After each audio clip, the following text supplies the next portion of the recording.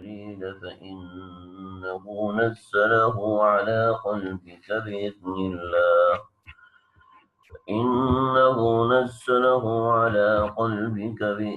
الله مصدقا لما بين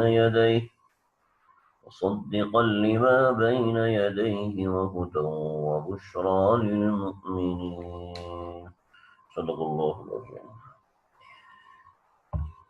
سورہ بقرہ کا الحمدللہ آج یہ 16واں درس ہے. سبق کے اعتبار سے یہ ہمارا 18واں سبق ہے. آج ہم بالکل مختصر پڑھیں گے کیونکہ کافی زیادہ مصروفیت ہو گئی جس کی وجہ سے میں اس کو زیادہ وقت دے نہیں سکا، اور وقت بھی دوسرا ہے، اس وجہ سے کافی سارے لوگوں کو اطلاع بھی نہیں ہے. تو اس کا فی الحال ابھی تک مجھے کوئی حل سمجھ میں نہیں آیا کیونکہ یہ معاملہ میری طرف سے ہے. آپ حضرات تو وقت کی پابندی کر رہے ہیں، لیکن یہاں میری کچھ مجبوری ہے جس کی وجہ سے میں جمعرات کے دن جو ہے دوسرے معاملات کی وجہ سے مجبور ہو جاتا ہوں بعض مرتبہ. تو آپ حضرات جمعرات کے دن خاص طور پہ دیکھ لیے کریں، کیونکہ جمعرات کے دن کچھ مصروفیت الگ طرح کی ہوتی ہے. میری عام طور پہ جمعے کے دن چھٹی ہوتی ہے، تو یا تو ضابطہ بنا لیں گے کہ جمعرات کے دن جلدی کرنے کا، لیکن بہرحال بہتر یہ ہے کہ ایک وقت میں کیا جائے. لیکن آج میں اگر وہ کرتا تو ناغہ ہو جاتا، اس لیے مناسب یہ ہے کہ کچھ مختصر سا درس ہو جائے لیکن ناغے سے بچت ہو جائے. جو مضمون نمبر 6 ہم شروع کر رہے ہیں سورہ بقرہ کا، تو مضمون نمبر 6 یہودیوں کے بارے میں ہے. جس سے کہ میں نے پہلے بتایا تھا کہ یہودیوں کے بارے میں بحث شروع ہوئی تھی، تو یہ یہودیوں کے بارے میں چلے گی. غالباً مجھے یاد نہیں آیت نمبر کون سی آیت نمبر 140 یا 72 تک غالباً ابھی ذہن میں نہیں. قل من کان عدوا لجبریل، یہاں سے ایک چھٹا مضمون ہے، اور یہ چھٹا مضمون یہود کے بارے میں. اچھا، ایک بات بنیادی طور پر میں بتا دوں، یہ میں نے جو سیکشن کیے ہیں قرآن مجید کے کہ یہ چھٹا مضمون ہے، یہ 5واں مضمون ہے، تو ضروری نہیں ہے کہ آپ کو ہر جگہ یہی سیکشن ملے. یہ میں نے آپ کی آسانی کے لیے کیے ہیں تاکہ سمجھ میں آ جائے کون سا مضمون کہاں سے شروع ہو رہا ہے، کہاں پہ ختم ہو رہا ہے. بہت سے مفسرین حضرات نے اس طرح سیکشن نہیں کیے، بلکہ انہوں نے اپنے لحاظ سے سیکشن بنائے. جیسے بطور مثال بہت سی تفاسیر ہیں، اس کے اندر آپ کو جیسے میں نے یہ ذکر کیا، تو یہ عموماً جو مدرسین قرآن ہے انہوں نے اسی طریقے سے معاملات کیے ہیں، اس طریقے سے سیکشن بنائے ہیں. تو میں نے بھی اسی لحاظ سے سیکشن بنایا آسانی کے لیے. ورنہ اگر یوں دیکھا جائے تو یہودیوں کے بارے میں اللہ رب العزت نے 70 قسم کے مضامین اس کے اندر ذکر کیے ہیں، اور یہ 20 نمبر مضمون ہے. تو یہ مضمون 20 نمبر ہے اس حساب سے، اور اس حساب سے یہ مضمون 6 نمبر ہے.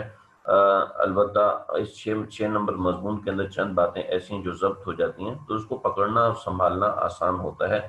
اس لحاظ سے میں اس مضمون کو اس طریقے سے ذکر کر رہا ہوں. اب سمجھیں، یہود کا یہ مضمون نمبر 6 شروع ہو رہا ہے. قل من کان عدوا لجبریل فإنه نزله على قلبك بإذن الله. ہم یہاں سے لے کے آیت نمبر یہ 2 آیات انشاءاللہ آج ہم پڑھیں گے. اگر ان 2 آیات کو ہم 2 گھنٹہ 4 گھنٹہ 5 گھنٹہ بھی لے کے چلیں تو اس میں مضمون بہت زیادہ ہے. میں چاہتا ہوں کہ آپ حضرات کو کچھ مضامین سے بھی معرفت حاصل ہو، یعنی مضامین کو بھی آپ پہچانیں کہ مضامین کیسے ہیں، تاکہ قرآن کی تشنگی بڑھے. قل من کان عدوا لجبریل، مضمون آپ سمجھ لیجیے. یہودیوں کو یہ شبہ تھا کہ ہمارے پاس جو قرآن آیا وہ ڈائریکٹ اللہ رب العزت نے حضرت موسیٰ علیہ السلام کو دے دیا، جبکہ قرآن مجید جب نازل ہوا ہے تو پہلے حضرت جبریل تک پہنچا، حضرت جبریل سے محمد عربی صلی اللہ علیہ وسلم تک پہنچا ہے.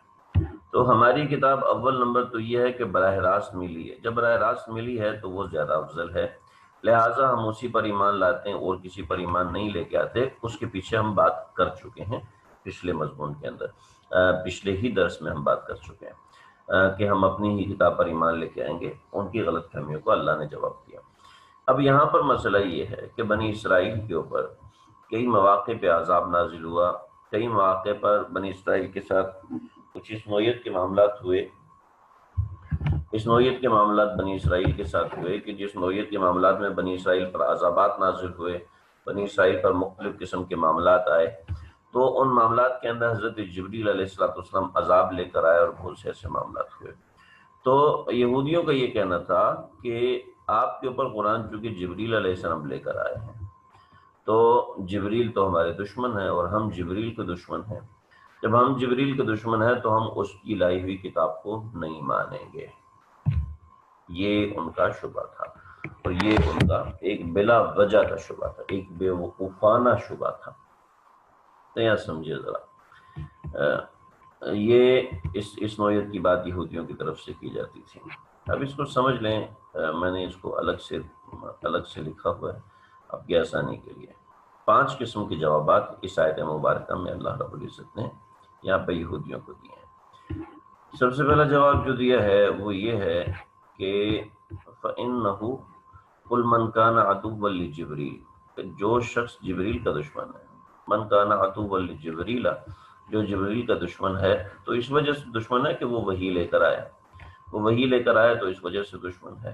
تو اب پہلا جواب سنیں، فَإِنَّهُ نَزَّلَهُ عَلَىٰ قَلْبِكَ، فَإِنَّهُ نَزَّلَهُ عَلَىٰ قَلْبِكَ بِإِذْنِ اللَّهِ، یہ پہلا جواب ہے جی، پہلا جواب ہے فَإِنَّهُ نَزَّلَهُ عَلَىٰ قَلْبِكَ بِإِذْنِ اللَّهِ، کہ یہ تو جبریل کا معاملہ ہی نہیں۔ آپ کی دشمنی اگر جبریل علیہ السلام سے ہے تو اگر جبریل کا معاملہ ہو تو پھر آپ دشمنی کریں نا۔ معاملہ تو حضرت جبریل کا ہے ہی نہیں، بلکہ وہ معاملہ تو من جانب اللہ ہے۔ فَإِنَّهُ نَزَّلَهُ کہ فَإِنَّهُ نَزَّلَهُ عَلَىٰ قَلْبِكَ بِإِذْنِ اللَّهِ،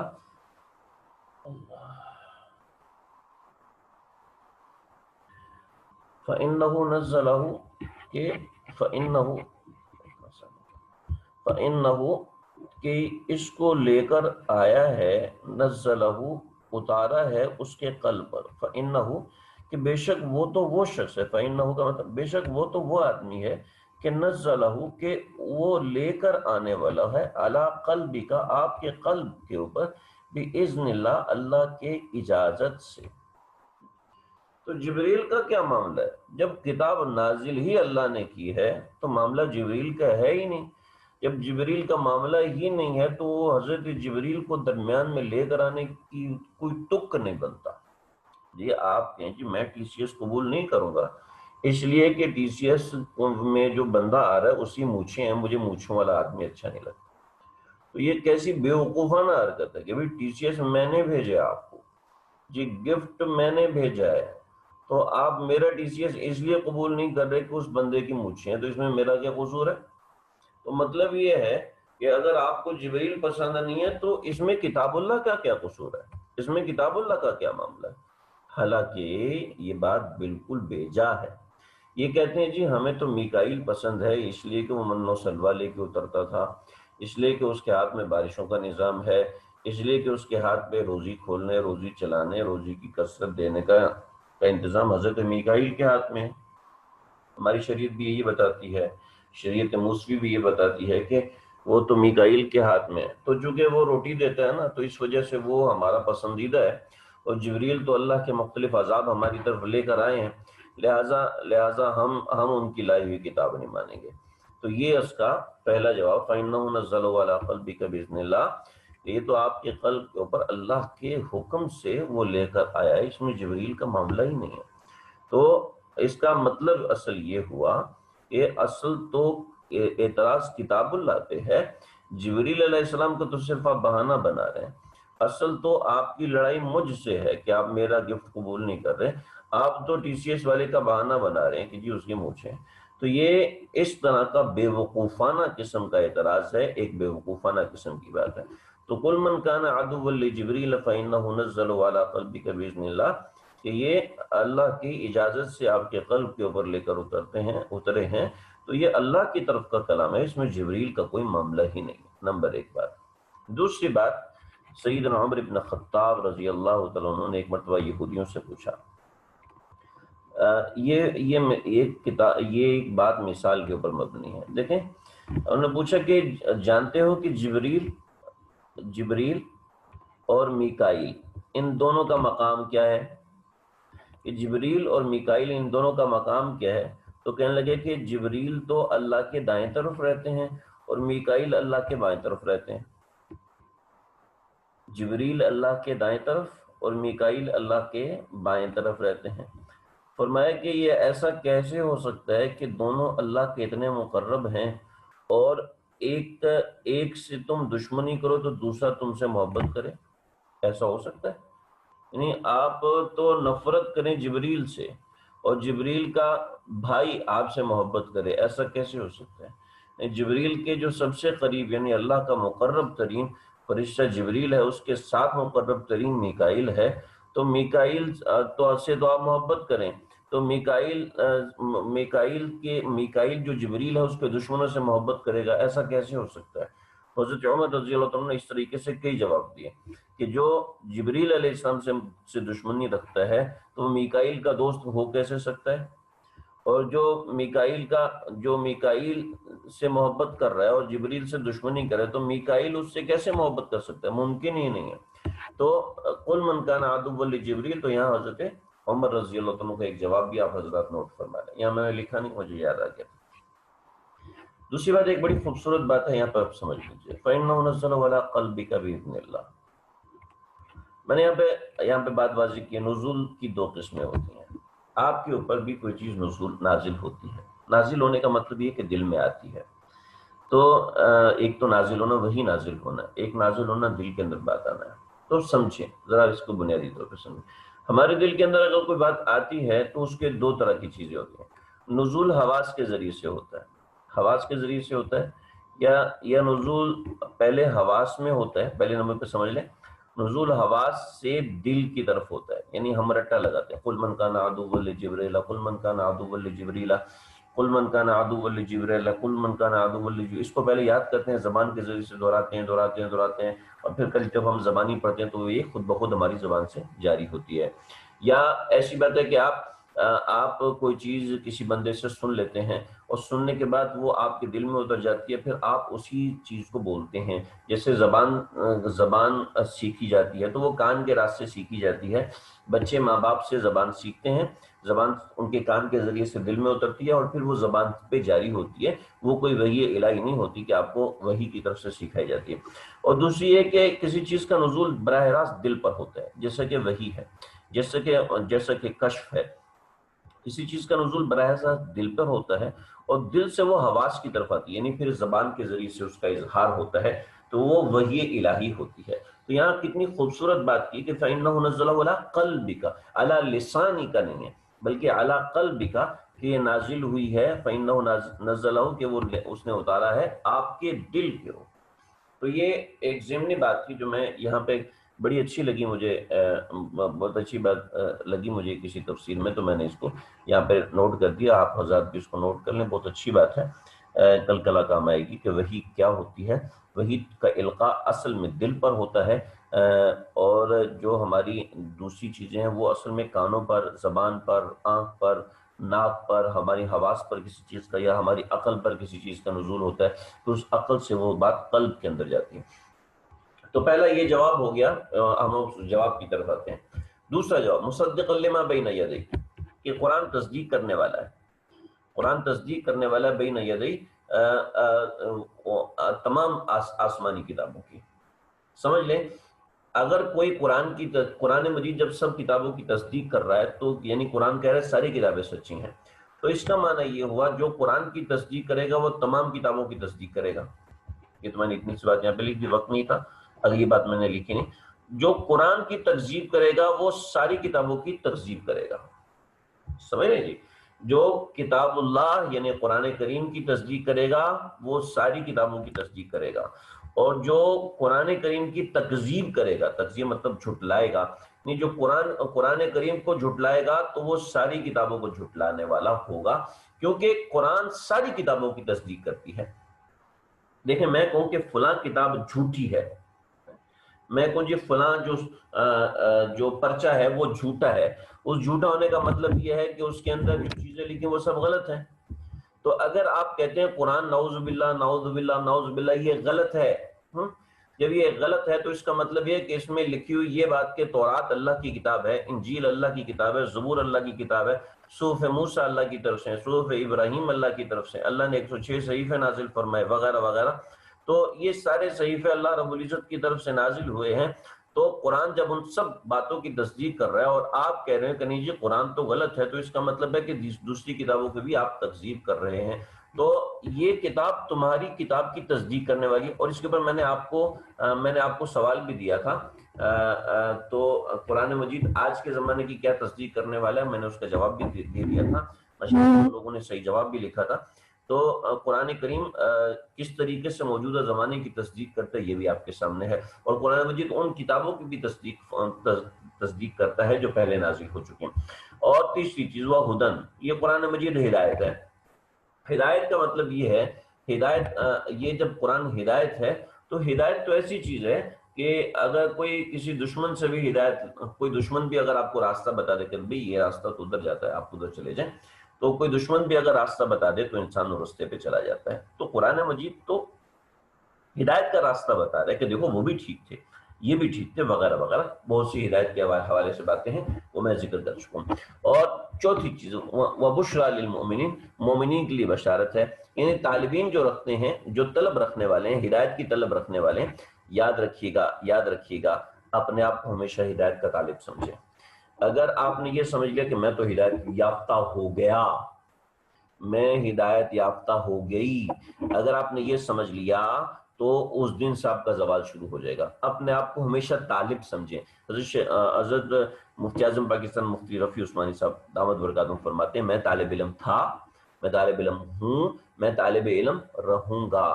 ایسی خود کو کبھی بھی مستغنی نہیں سمجھنا کسی استاد سے یا علم دین سے. جس کسی نے مستغنی سمجھا وہ تباہ ہو گیا. تو یہ بشارت ہے طالبین کے لیے، مومنین کے لیے، ایمان لانے والوں کے لیے، اس لیے کہ وہ طالب ہیں. اور جو یہودی کہتے ہیں نہیں ہم نے تو ماننا ہی نہیں، جو ہمارے لیے ہماری کتاب کافی ہے، ہمارے لیے یہ چیز کافی ہے، نہ بھی.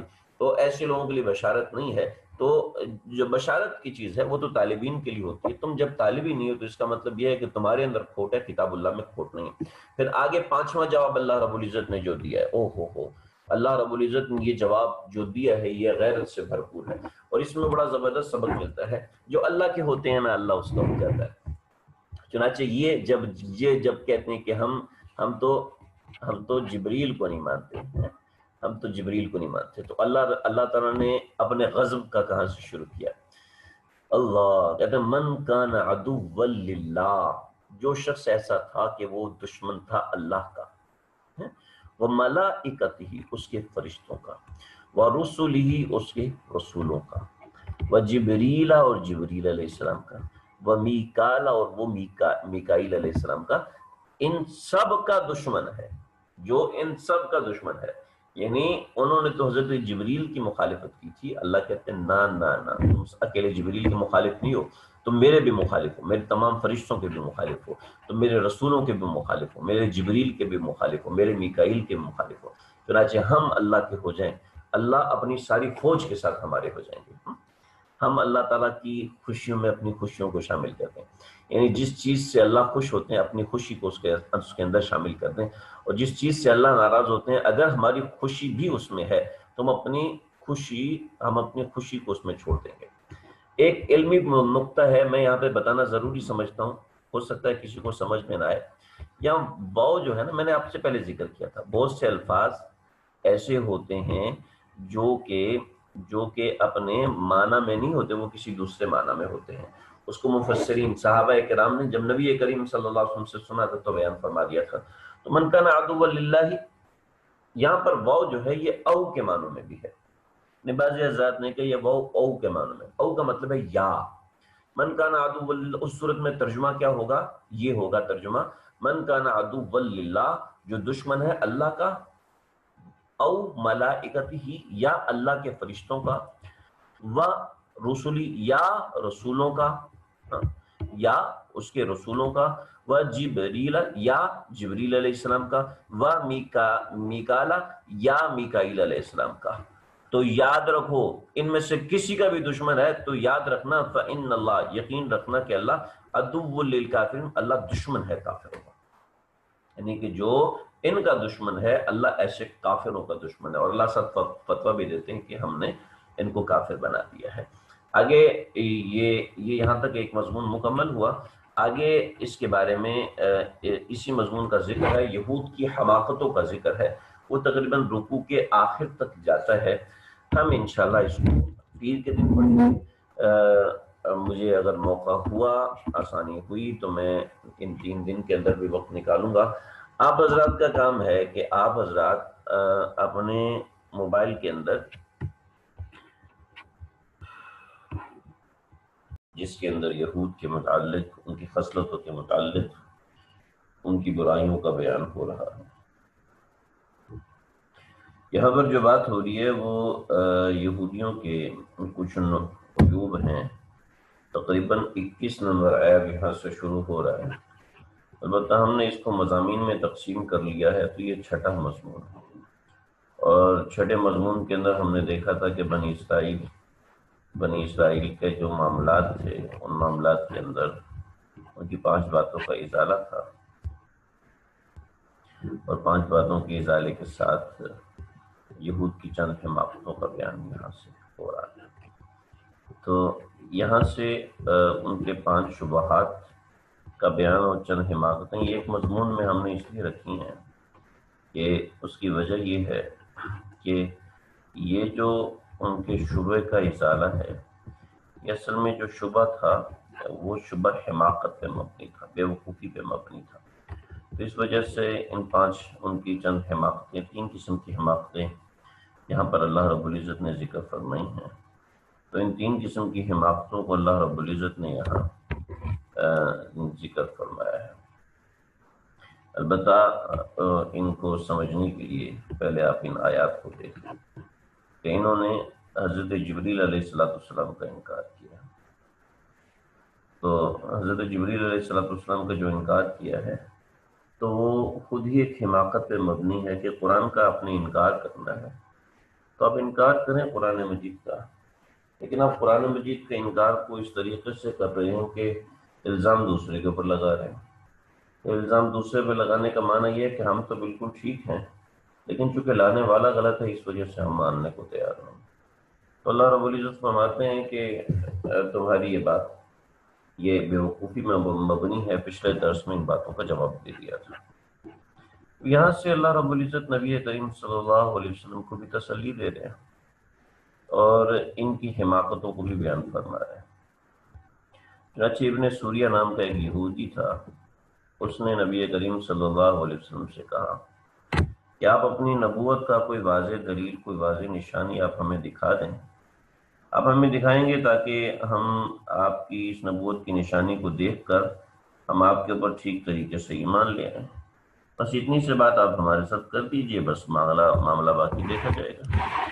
تو آپ صلی اللہ علیہ وسلم اس بات سے دل برداشتہ بھی ہوئے، پریشان بھی ہوئے، اور اوپر سے یہ جبریل کی مخالفت بھی کر رہے تھے۔ تو اللہ رب العزت نے وَلَقَدْ أَنزَلْنَا إِلَيْكَ آيَاتٍ بَيِّنَاتٍ، اے پیغمبر صلی اللہ علیہ وسلم، وَلَقَدْ یہ بات پکی ہے۔ وَلَقَدْ کا بعض مقامات پر جب آتا ہے تو یہ بات کی مضبوطی بتانے کے لیے آتا ہے۔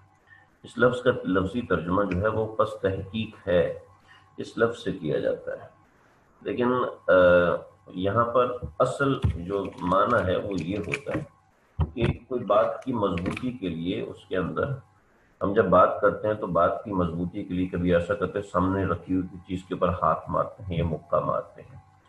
تو اصل میں وَلَقَدْ یہ ہے، وہ مکہ مارنا ہے اور بتانا ہے، یہ اس مکے کی آواز ہے، سمجھ لیں۔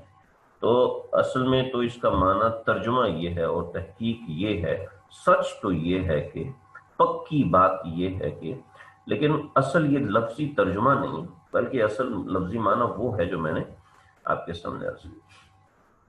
ارے یہ کیا کہتے ہیں وَلَقَدْ أَنزَلْنَا إِلَيْكَ آيَاتٍ بَيِّنَاتٍ، ہم نے آپ کے سامنے کھلی نشانیاں، آیات نشانیاں، بینات کھلی واضح روشن نشانیاں ہم نے آپ کے اوپر نازل کی ہیں۔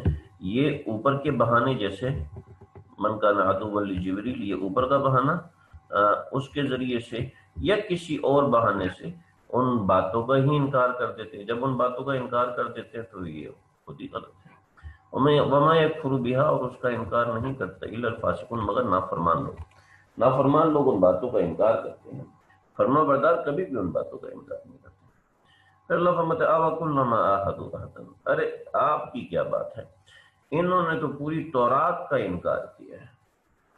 او کلما جب بھی، کلما جب بھی، کلما ایک لفظ بڑا مشہور ہے، میں نے پہلے بھی اشارہ کیا تھا.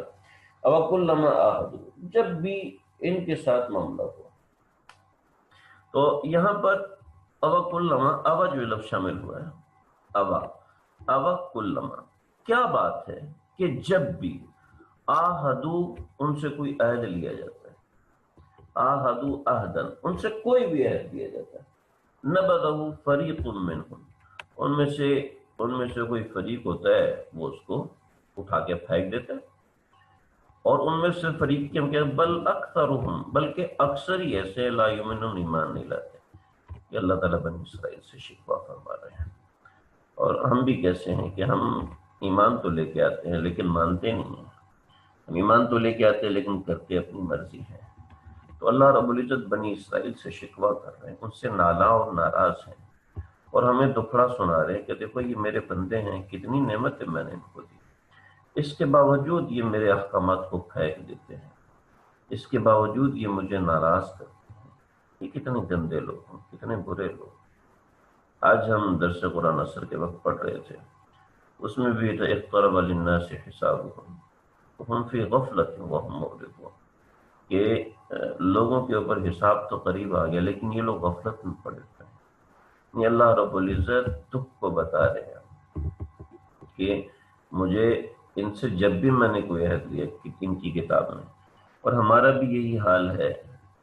ہمارا وَكُلَّمَا عَاهَدُوا عَهْدًا نَبَذَهُ فَرِيقٌ مِّنْهُمْ، کہ ہم لوگ بھی قرآن مجید کے عہدوں کو پھینک دیتے ہیں. کیا مطلب پھینک دیتے ہیں؟ مطلب یہ ہمیں پتہ ہی نہیں اللہ نے کیا کہا، ہم جانتے ہی نہیں اللہ نے کیا کہا، ہمیں اس کی اہمیت کا احساس ہی نہیں کہ اللہ تعالیٰ کہنا کیا چاہتے ہیں، ہم سمجھتے ہی نہیں ہیں اللہ کی مراد کیا ہے. نَبَذَهُ فَرِيقٌ مِّنْهُمْ، ہم بھی اسی میں داخل ہو جاتے ہیں. اللہ ہماری حفاظت فرمائے، اللہ ہماری، ہم اس کا انکار نہیں کرتے. نَبَذَهُ فَرِيقٌ کے اندر یہود اس کا انکار کر دیتے تھے، الحمدللہ ہم لوگ انکار نہیں کرتے، یہ اللہ کا شکر ہے. بل اکثرهم لا يعلمون، ہاں لا یؤمنون، ان میں سے اکثر ایمان ہی نہیں لے کے آتے، لیکن الحمدللہ ہم لوگ ایمان لے کے آتے ہیں. تو آپ کو اپنا فرق نظر آ گیا، اور اپنے اندر جو کمی ہے وہ بھی نظر آ گئی. کوشش کیجئے کہ اس کا ازالہ کریں، کوشش کیجئے کہ اللہ تعالیٰ روز قیامت ہمارے سامنے یہ آیت نہ پڑھتے، ہمارے سامنے اللہ نہ کہہ دیں کہ دیکھو یہودیوں نے بھی یہ کیا، یہودیوں نے بھی یہ کیا تھا، تم نے بھی یہ کر دیا. تم تو میرے محمد صلی اللہ علیہ وسلم کے امتی تھے، تمہارے سامنے تو ہم نے شکوے بھی کیے تھے. بہرحال، لیکن کیا ہے ان کی اصل حماقت؟ ان کی اصل حماقت یہ ہے کہ وَلَمَّا جَاءَهُمْ رَسُولٌ مِّنْ عِندِ اللَّهِ، جب ان کے پاس آ گیا رسول من عند اللہ، ایک رسول اللہ کی طرف سے. وَلَمَّا جَاءَهُمْ، جب آ گیا ان کے پاس رسول کا ترجمہ ہوتا ہے کوئی رسول، لیکن یہ چونکہ اس کی نسبت ہوگی من عند اللہ مصدق لما معہم، تو اس سے ہم ایک رسول کا ترجمہ کریں گے، یہ ذہن میں رکھیے گا. ورنہ رسول کا ترجمہ کوئی بھی رسول سے ہوتا ہے، اس کی وجوہات ہوتی ہیں. بہرحال ہم اس میں نہیں جاتے، وہ صرفی نحوی اور لغوی ابحاث ہیں، اس کے اندر پڑھنا نہیں. فی الحال ہمیں نفس معانی اور نفس ترجمے کو دیکھنا. وَلَمَّا جَاءَهُمْ رَسُولٌ مِّنْ عِندِ اللَّهِ، اور جب آ گیا ان کے پاس اللہ کی طرف سے رسول. کیسا رسول ہے کہ مصدق لما معہم، تو جو کہ ان کے پاس جو کتاب ہے اس کتاب کی تصدیق کر رہا ہے. وہ رسول اس کتاب کی تصدیق کر رہا ہے، لیکن ان کی حماقت اور بیوقوفی دیکھیں کہ نبذ فریق من الذین اوتوا الکتاب، کہ ان میں سے جو فریق ہے جس کو کتاب دی گئی ہے وہ پھینک دیتے ہیں. نبذ کا مطلب اٹھا کے پھینک دینا، نبذ کا مطلب اٹھا کے، چن چن کے اٹھا کے پھینک دینا. تو نبذ فریق، تو یعنی جو کہہ رہے کہ تم سچے ہو اس کو کہہ رہے تم جھوٹے ہو. یعنی آپ مجھے کہہ رہے ہیں کہ فیصل بھائی آپ بالکل ٹھیک کہہ رہے ہیں، آپ بالکل، میں کہتا ہوں کہ خالد بھائی آپ بالکل ٹھیک کہہ رہے ہیں، اور خالد بھائی مجھے کہتے ہیں فیصل بھائی آپ جھوٹے ہیں. میں کہتا ہوں بھائی میں نے آپ کو 100 روپے دینے ہیں، وہ کہتے ہیں آپ نے مجھے 100 روپے تو دینے لیکن آپ نے 100 روپے نہیں دینے. فضول، یعنی اتنی بے وقوف، یہ یعنی ایسی حماقت کی انہوں نے. جو رسول تمہارے نبی کی تصدیق کر رہا ہے، جو رسول کہہ رہا ہے کہ حضرت موسیٰ سچے نبی تھے، جو رسول کہہ رہا ہے کہ حضرت عیسیٰ سچے نبی تھے، یہ اسی نبی کو کہہ رہے ہیں نہیں آپ جھوٹے نہیں. نعوذ باللہ من ذلک. تو نبذ فریق، یہ یعنی حماقت ہے، بے وقوفی. کتاب اللہ وراء ظہورہم، اللہ کی کتاب کو اپنی پشتوں کے پیچھے پھینک دیتے ہیں. کأنہم لا یعلمون، ایسے کہ جیسے ہی جانتے ہی نہیں ہیں، حالانکہ سب جانتے ہیں، حالانکہ ان کو سب پتہ ہے، یہ سب جانتے ہیں. یعرفونہ کما یعرفون ابناءہم، اللہ کے نبی کو ایسے جانتے تھے جیسے اپنے بیٹے کو جانتے ہیں. تو یہ ان کی حماقتوں کا بیان ہے. امید ہے یہاں تک بات سمجھ میں آتی ہو. آگے ایک لمبا مضمون ہے، ہم اس کو مختصر سا پڑھیں گے، اسی مضمون کا حصہ ہے. وَاتَّبَعُوا مَا تَتْلُو الشَّيَاطِينُ عَلَى مُلْكِ سُلَيْمَانَ وَمَا كَفَرَ سُلَيْمَانُ وَلَكِنَّ الشَّيَاطِينَ كَفَرُوا يُعَلِّمُونَ النَّاسَ السِّحْرَ. مجھے سمجھ میں نہیں آ رہی تھی میں اس میں کس بات کی تفصیل پہلے بیان کروں. بات یہ ہے کہ یہاں 2-3 باتیں ہیں. پہلا قصہ ہے حضرت سلیمان علیہ السلام کا. حضرت سلیمان علیہ السلام کے قصے میں 2-3 واقعات ہیں، پہلے اس کو سن لیجئے، سمجھ لیجئے.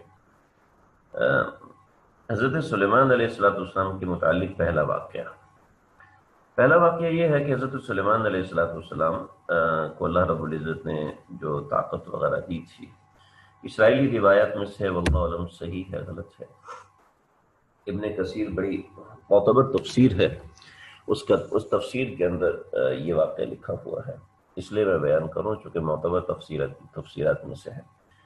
حضرت سلیمان علیہ السلام کی کچھ چیزیں ایسی تھی جو کہ جن کی طاقت انگوٹھی میں پوشیدہ تھی. اس کو آپ کہہ سکتے ہیں کوئی ایسا معاملہ تھا جو کہ اس انگوٹھی کے ساتھ تھا، جیسے آج ہم پاسورڈ وغیرہ کہتے ہیں، تو اس طرح کی کوئی چیز تھی. وہ انگوٹھی، اس کے اوپر اللہ کا نام وغیرہ لکھا ہوا تھا، غالباً اس میں اسم اعظم ہوگا یا کوئی ایسی چیز ہوگی جس کی وجہ سے کوئی خاص قسم کی طاقت حضرت سلیمان علیہ السلام کو اس کے ذریعے سے ملتی ہوگی. تو وہ انگوٹھی ایسا تھا کہ حضرت سلیمان علیہ السلام بیت الخلا جاتے تھے، یہ محترمہ کو دے دیتے تھے. حضرت سلیمان علیہ السلام کی اہلیہ محترمہ اس کو حفاظت میں رکھتی تھی، اور حفاظت میں رکھنے کے بعد واپس آ کے جب حضرت سلیمان واپس تشریف لاتے تو ان کے ہاتھ میں دے دیتی تھی. تو ایک مرتبہ ایسا ہوا کہ حضرت سلیمان علیہ السلام بیت الخلا کے انگوٹھی اپنی اہلیہ کو دی، تو شیطان نے حضرت سلیمان علیہ السلام کی شکل اپنائی اور شکل اپنا کے وہ انگوٹھی ان کی اہلیہ سے لے لی. جب حضرت سلیمان علیہ السلام باہر تشریف لائے تو اپنی انگوٹھی مانگی، تو اہلیہ نے کہا وہ تو میں نے حضرت سلیمان کو دی تھی، تم یقیناً جن ہو جو کہ حضرت سلیمان کی شکل میں آئے ہو، لہذا تم یہاں سے نکل جاؤ. چنانچہ جو جن ہے وہ حضرت سلیمان کے تخت پہ بیٹھ گیا اور اپنی طرف سے جو منتر اور اس نوعیت کی چیزیں تھیں وہ لکھیں اور لکھ کر تخت کے نیچے دبا دیں. اور دبانے کے بعد جب حضرت سلیمان کی آزمائش ختم ہونے کے بعد دوبارہ حضرت سلیمان تخت پر آئے، معلوم نہیں تھا کہ تخت کے نیچے کیا ہے. حضرت سلیمان کا جب انتقال ہوا تو شیاطین نے تخت کے نیچے سے کھود کر دیکھا تو وہاں پر وہ نیچے کچھ کاغذات تھے جس کے اوپر جادو کے منتر وغیرہ تھے. تو انہوں نے کہا کہ حضرت سلیمان علیہ السلام کی حکومت طاقت کے جو راز ہیں وہ ان کاغذوں کے اندر چھپے ہوئے ہیں، لہذا سمجھ لو حضرت سلیمان علیہ السلام اللہ کے نبی نہیں تھے بلکہ حضرت سلیمان علیہ السلام تو جادوگر تھے. چنانچہ جادوگری کے زور پر اپنی سلطنت چلایا کرتے تھے، اللہ کے نبی نہیں تھے. ایک واقعہ یہ ہے، لیکن اس واقعے میں بہت سے جھول ہیں، یقین نہیں آتا، سمجھ میں نہیں آتا کہ ایک نبی کی شکل کیسے شیطان اپنا سکتا ہے وغیرہ وغیرہ. اس لیے دوسرا واقعہ میں نقل کرتا ہوں. جو دوسرا واقعہ یہ بھی بڑی معتبر تفاسیر ابن کثیر میں بھی ہے اس طریقے سے اور تفاسیر میں ہے. حضرت سلیمان علیہ السلام نے جنات کو پکڑا اور جنات کے متعلق بہت سی ایسی باتیں مشہور تھیں کہ یہ علم غیب جانتے ہیں اور یہ ایسا کرتے ہیں ویسا کرتے ہیں، لیکن یہ علم غیب نہیں جانتے تھے بلکہ ان کے پاس کچھ طاقتیں ہوتی تھی جس کی وجہ سے یہ آسمان پہ چڑھتے تھے اور فرشتوں کی آوازیں سنتے تھے جو آنے والے امور کے متعلق ہوا کرتی تھی. تو ان باتوں کو سن کے وہ نیچے بتاتے، پھر وہ نیچے بتاتے، کرتے کرتے وہ مسئلہ زمین تک آتا. پھر وہ ایک سچی خبر کے اندر 100 جھوٹی خبریں ملا کے وہ پیش کرتے تھے، تو لوگ یہ سمجھتے تھے کہ جنات کو علم غیب ہے. چنانچہ جو ان کے علوم تھے، جن علوم کی وجہ سے ان کو یہ دسترس حاصل تھی، حضرت سلیمان علیہ السلام نے سارے علوم کو لیا اور لے کے ان کو اپنی پایا تخت کے نیچے چھپا دیا، پایا تخت کے نیچے زمین کھودی اور اس جگہ پر دفن کر دیا۔ جب حضرت سلیمان علیہ السلام کا انتقال ہوا تو جنات نے وہ پرچے نکالے، اور پرچے نکالنے کے بعد لوگوں کو دکھائے کہ حضرت سلیمان علیہ السلام تو ان پرچوں کی بنیاد پر حکومت کیا کرتے تھے۔ حضرت سلیمان نعوذ باللہ من ذالک کوئی جادوگر تھے، اس کے علاوہ اور کچھ نہیں تھے۔ تو یہ بات یہ لوگ کہا کرتے تھے۔ تو اور بھی چند ایک روایت، لیکن اتنا ہی کافی، کیونکہ ہمارا مقصد ترجمہ پڑھنا ہے۔ وَاتَّبَعُوا مَا تَتْلُو الشَّيَاطِينُ وَاتَّبَعُوا مَا تَتْلُو الشَّيَاطِينُ عَلَى مُلْكِ سُلَيْمَانَ۔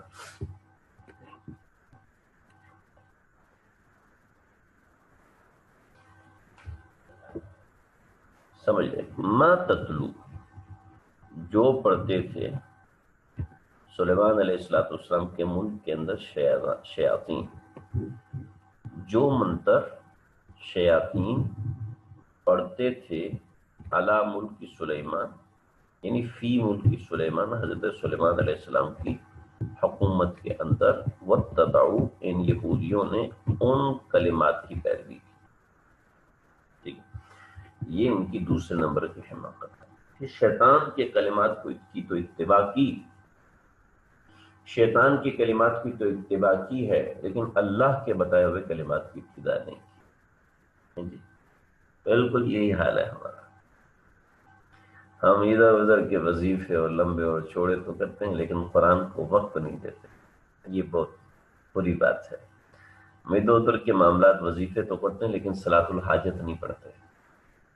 میں اس آیت سے نہیں ملا رہا، یہ تو بالکل ہی اور قسم کی چیز ہے، لیکن اس سے ملتی جلتی ایک چیز ہے کہ یہ تو ہماری بات ہے، لیکن عام طور پہ کیا ہوتا ہے، درباروں میں چلے جاتے ہیں، وہاں جا کے بکرے مان لیتے ہیں، لیکن مسجد میں آ کے سجدہ کرنے کو تیار نہیں ہوتے، مسجد میں آ کے اللہ کی بارگاہ میں حاضر ہونے کو تیار نہیں ہوتے۔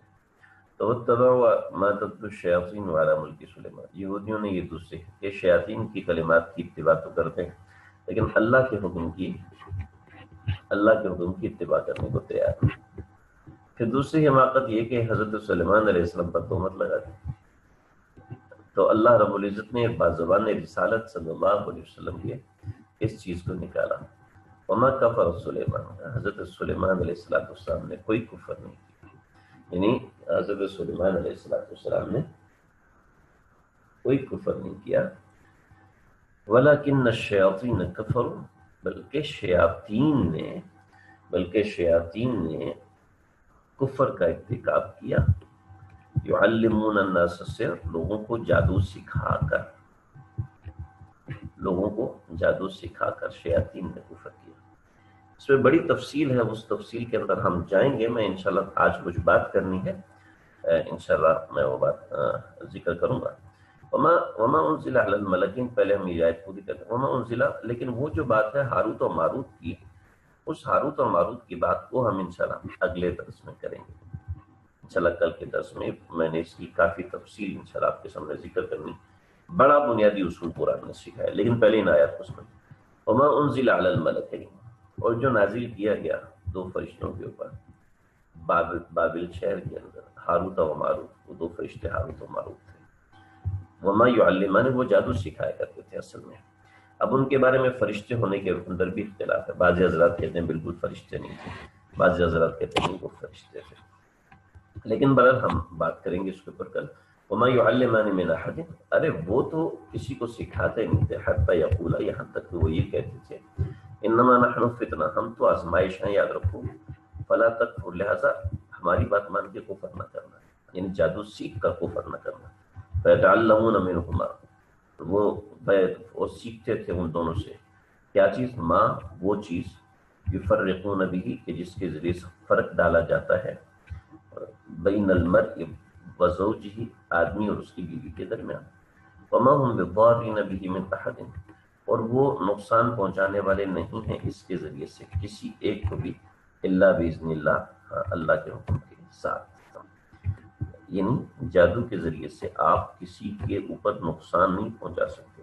البتہ وہ سیکھتے یہ تھے، ما یفرقون به، اس کے ذریعے سے سیکھتے تھے ایسے منتر کی جس کے ذریعے سے میاں بیوی میں تفرقہ ڈالا جائے، یعنی ایسے کلمات ہوتے ہیں جس کے ذریعے سے میاں اور بیوی میں تفرقہ ڈالا جاتا ہے، لیکن وہ اثر نہیں کر سکتے۔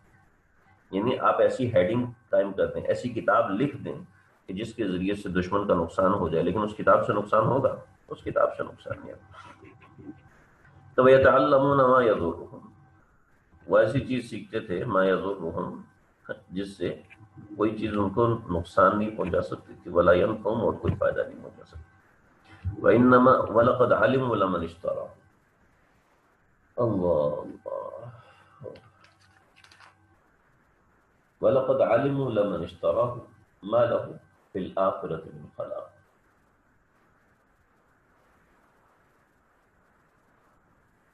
وہ یہ بھی خوب جانتے تھے کہ جو شخص ان چیزوں کا خریدار بنے گا آخرت میں اس کا کوئی حصہ نہیں۔ وَلَقَدْ عَلِمُوا، وہ یہ بھی جانتے تھے، لَمَنِ اشْتَرَاهُ، جو اس کا خریدار بنے گا، مَا لَهُ فِي الْآخِرَةِ مِنْ خَلَاقٍ، اس کے لیے آخرت میں کوئی حصہ نہیں۔ وَلَبِئْسَ مَا شَرَوْا بِهِ أَنفُسَهُمْ، وَلَبِئْسَ مَا شَرَوْا بِهِ أَنفُسَهُمْ، اور کیا ہی بری چیز ہے، کیا ہی بری چیز ہے جس کے بدلے انہوں نے اپنی جانیں بیچ ڈالی۔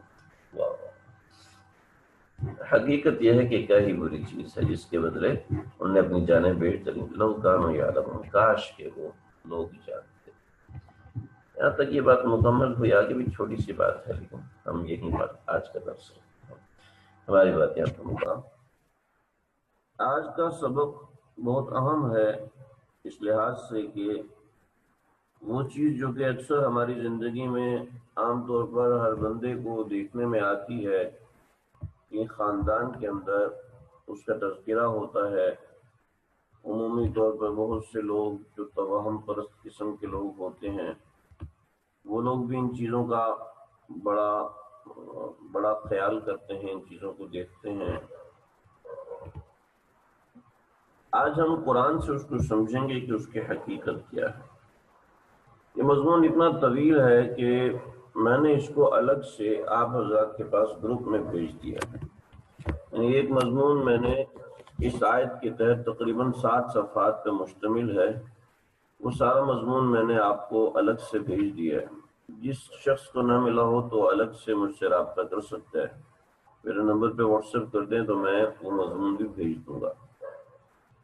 تو وہ مضمون اس کے ساتھ ہے، اور اس مضمون کو اگر پڑھ لیں گے، اس مضمون کو آپ خاص طور پہ اہتمام کے ساتھ پڑھیے کہ، اور کوشش کر کے کئی مرتبے پڑھیں، کیونکہ ایک مرتبہ پڑھنے سے وہ مضمون سمجھ میں نہیں آتا، تو ضروری ہے کہ آپ اس مضمون کو سمجھ لیں۔ اس سے پہلے آپ ان آیات کو سمجھ لیں۔ ان آیات کے اندر جادو کا مضمون ہے، جادو کی حقیقت کے حوالے سے۔ وَاتَّبَعُوا مَا تَتْلُو الشَّيَاطِينُ عَلَى مُلْكِ سُلَيْمَانَ وَمَا كَفَرَ سُلَيْمَانُ وَلَكِنَّ الشَّيَاطِينَ كَفَرُوا يُعَلِّمُونَ النَّاسَ السِّحْرَ، یہاں تک ہم پڑھ چکے ہیں کہ یہود کی دوسری حماقت یہ تھی اور تیسری حماقت یہ تھی۔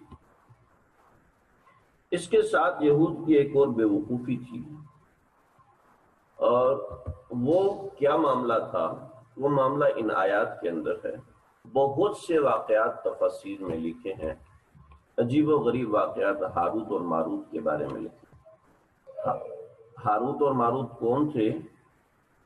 ہاروت اور ماروت 2 انسان تھے، 2 فرشتے تھے، 2 پیغمبر تھے۔ کیا تھے؟ جنات میں سے نہیں تھے، یہ کسی کا قول نہیں۔ بعض حضرات کے نزدیک انسان تھے، بعض حضرات کے نزدیک فرشتے تھے۔ تو اس میں بھی زبردست قسم کا اختلاف ہے۔ بعض لوگ کہتے ہیں کہ اگر کوئی ان کے اوپر فرشتہ ہونے کا عقیدہ رکھے گا تو وہ کافر ہو جائے گا، حالانکہ یہ بات درست نہیں۔ وجہ یہ ہے کہ ہاروت اور ماروت کا جو قصہ ہے، دراصل جمہور اہل سنت والجماعت کا اصل جو عقیدہ ہے وہ یہی ہے کہ ہاروت اور ماروت 2 فرشتے تھے، اور ان کے بارے میں بڑے عجیب عجیب قسم کے واقعات ہیں۔ تو بطور مثال کے طور پہ اللہ رب العزت نے انسانوں کو بنایا تو جنات 2 فرشتوں نے انسانوں پر حسد کرنا شروع کر دیا کہ کہ اللہ جی ہم انسانوں کی جگہ یہ انسان ہے، آپ سے اتنی بغاوت کرتے ہیں، نافرمانی کرتے ہیں، تو اگر ہمیں زمین میں خلافت دی جاتی تو ہم آپ کی بڑی پیروی کرتے، اتباع کرتے، آپ کو ذرہ برابر ناراض نہ کرتے، وغیرہ وغیرہ۔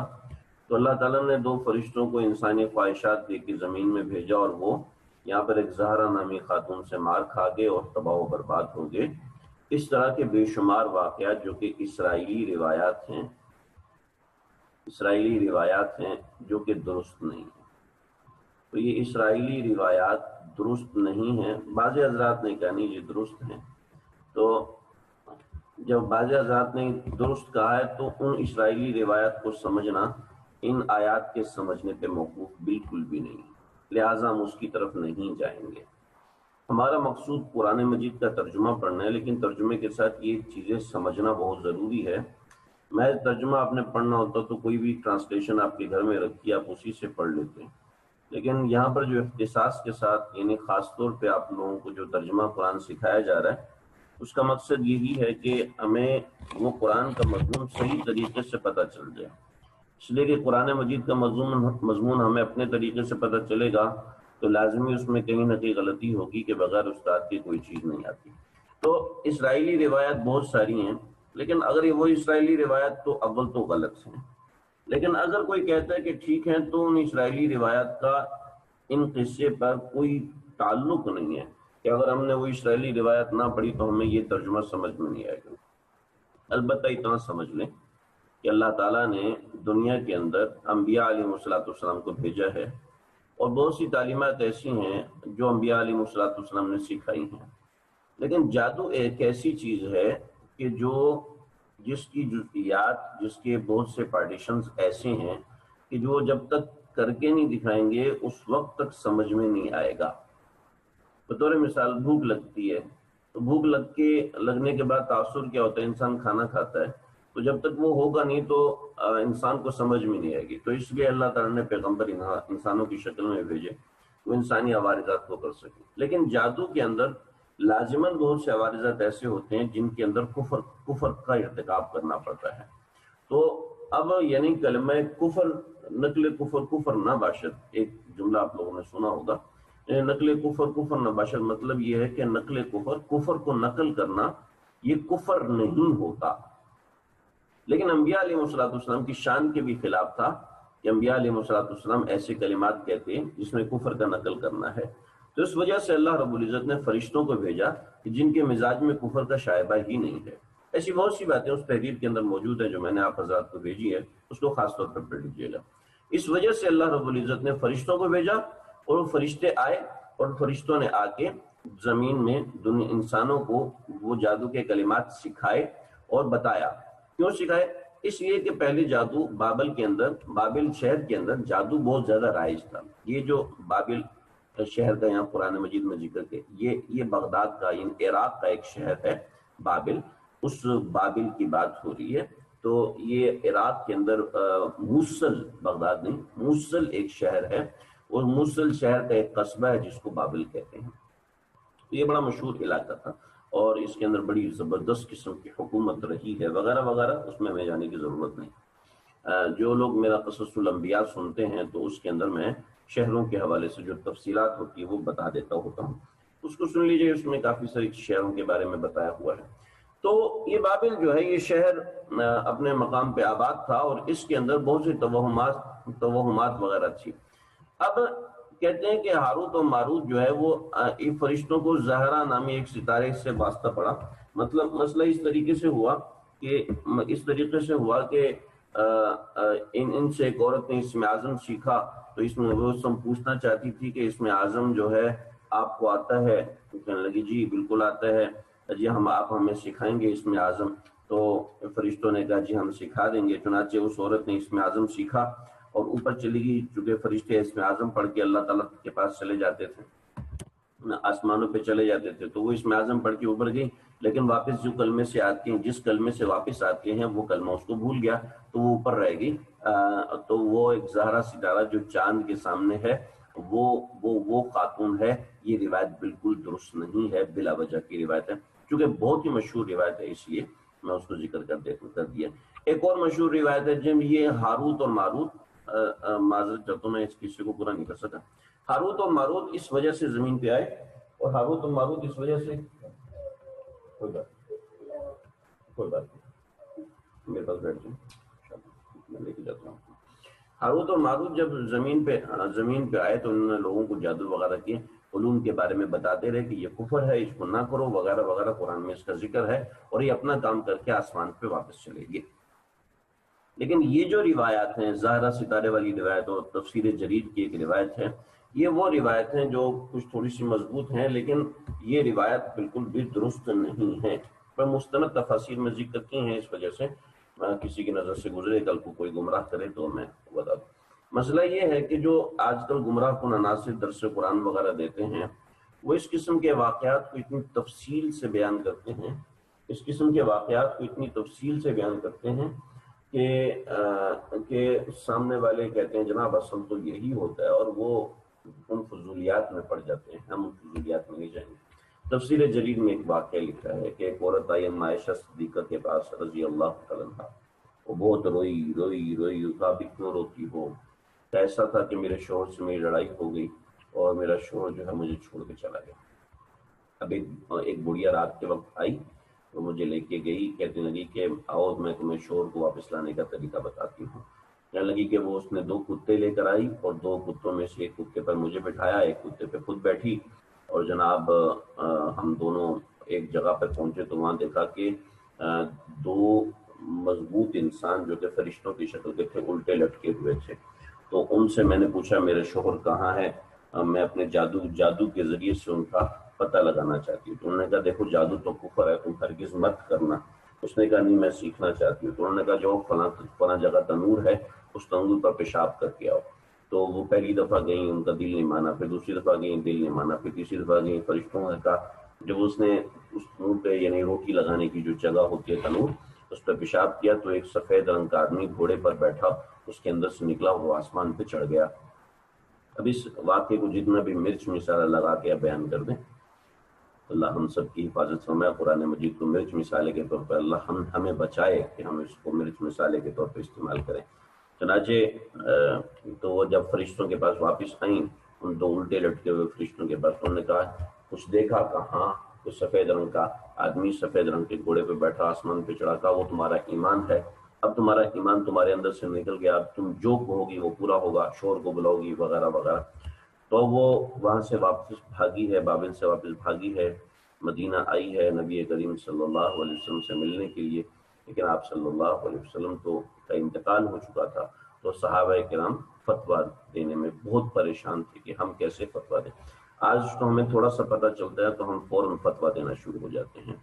تھوڑا سا علم حاصل ہوتا ہے ہم لوگوں کو پڑھانا شروع ہو جاتے ہیں. ہمیں فکر لگ جاتی ہے کہ ہم کس طریقے سے لوگوں کو پڑھائیں. ہمیں اپنے علم کے اوپر ایسا گھمنڈ ہونا شروع ہو جاتا ہے، ایسا اعتبار ہونا شروع ہو جاتا ہے کہ ہمیں بڑے بڑے علماء غلط نظر آنے لگتے ہیں، اور اپنا علم سب سے اوپر، اپنی تحقیق سب سے اوپر نظر آنے شروع ہو جاتی ہے. کہ میں اپنے علم کا فیضان کروں کسی طریقے سے.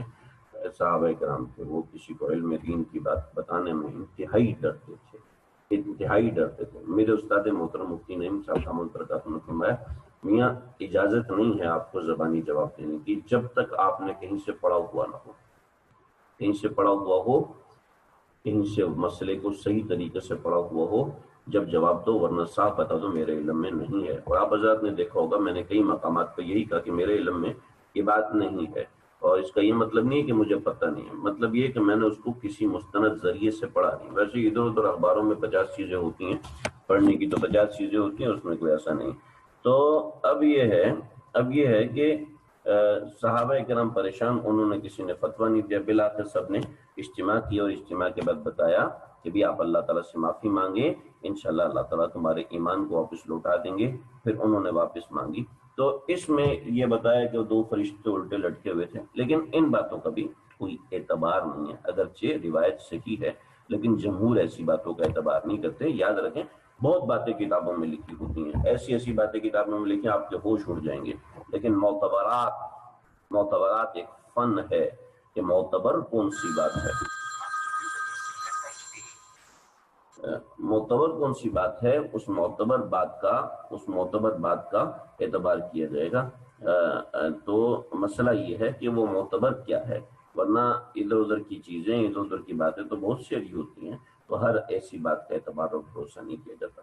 چنانچہ تفسیر ابن جریر کے ذکر کردہ روایت بھی ایسی کافی تفصیل سے میں نے اس کا مختصر ذکر کیا۔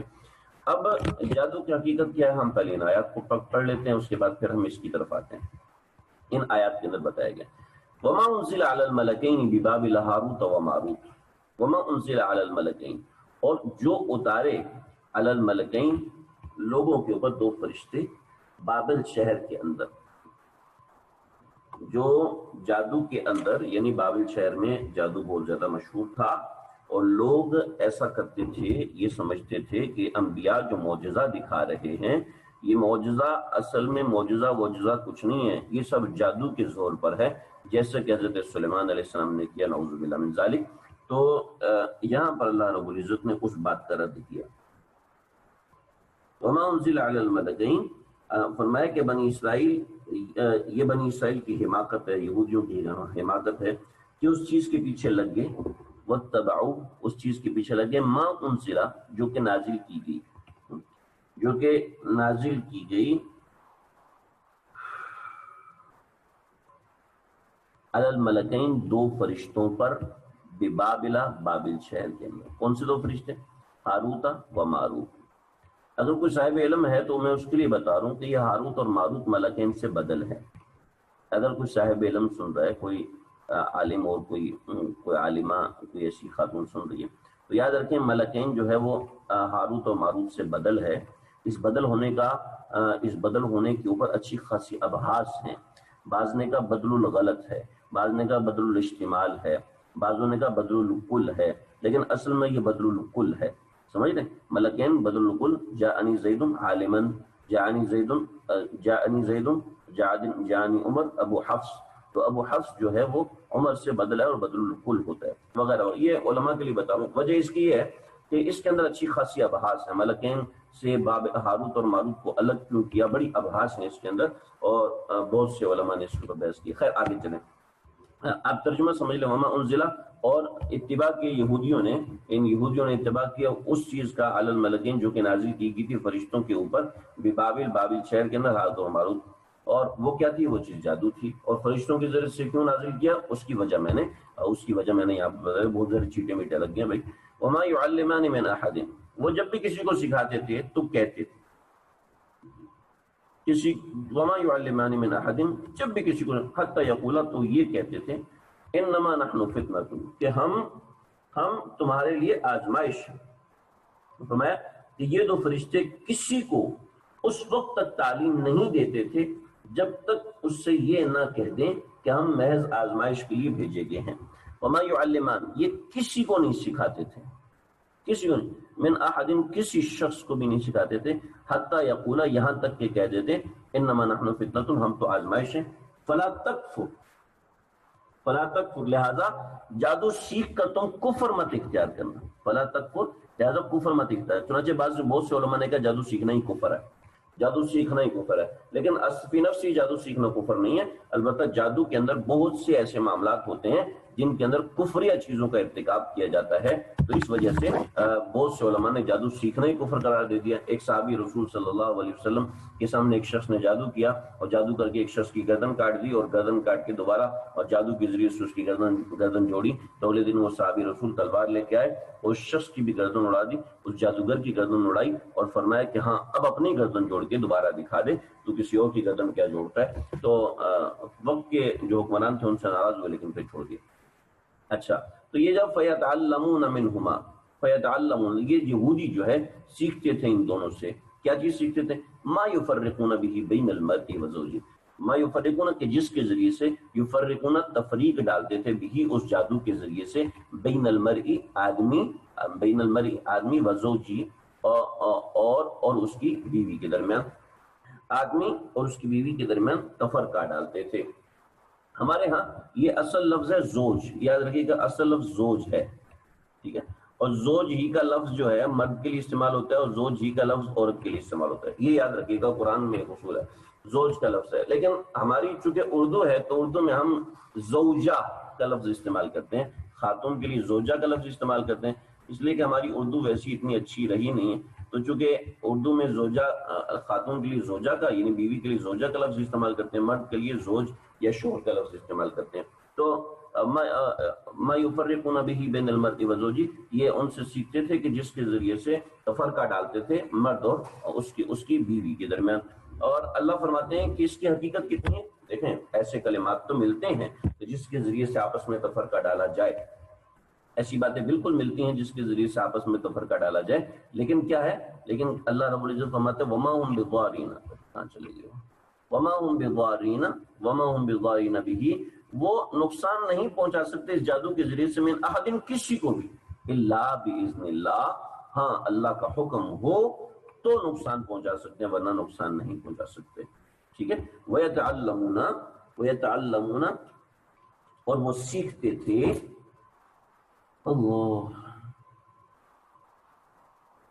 وَيَتَعَلَّمُونَ اور اس سے سیکھتے تھے ما يَضُرُّهُمْ، جو نہ تو ان کو نفع نقصان پہنچا سکتی تھی، ولا ينفع، نہ ان کو فائدہ پہنچا سکتی. وَلَقَدْ عَلِمُوا اور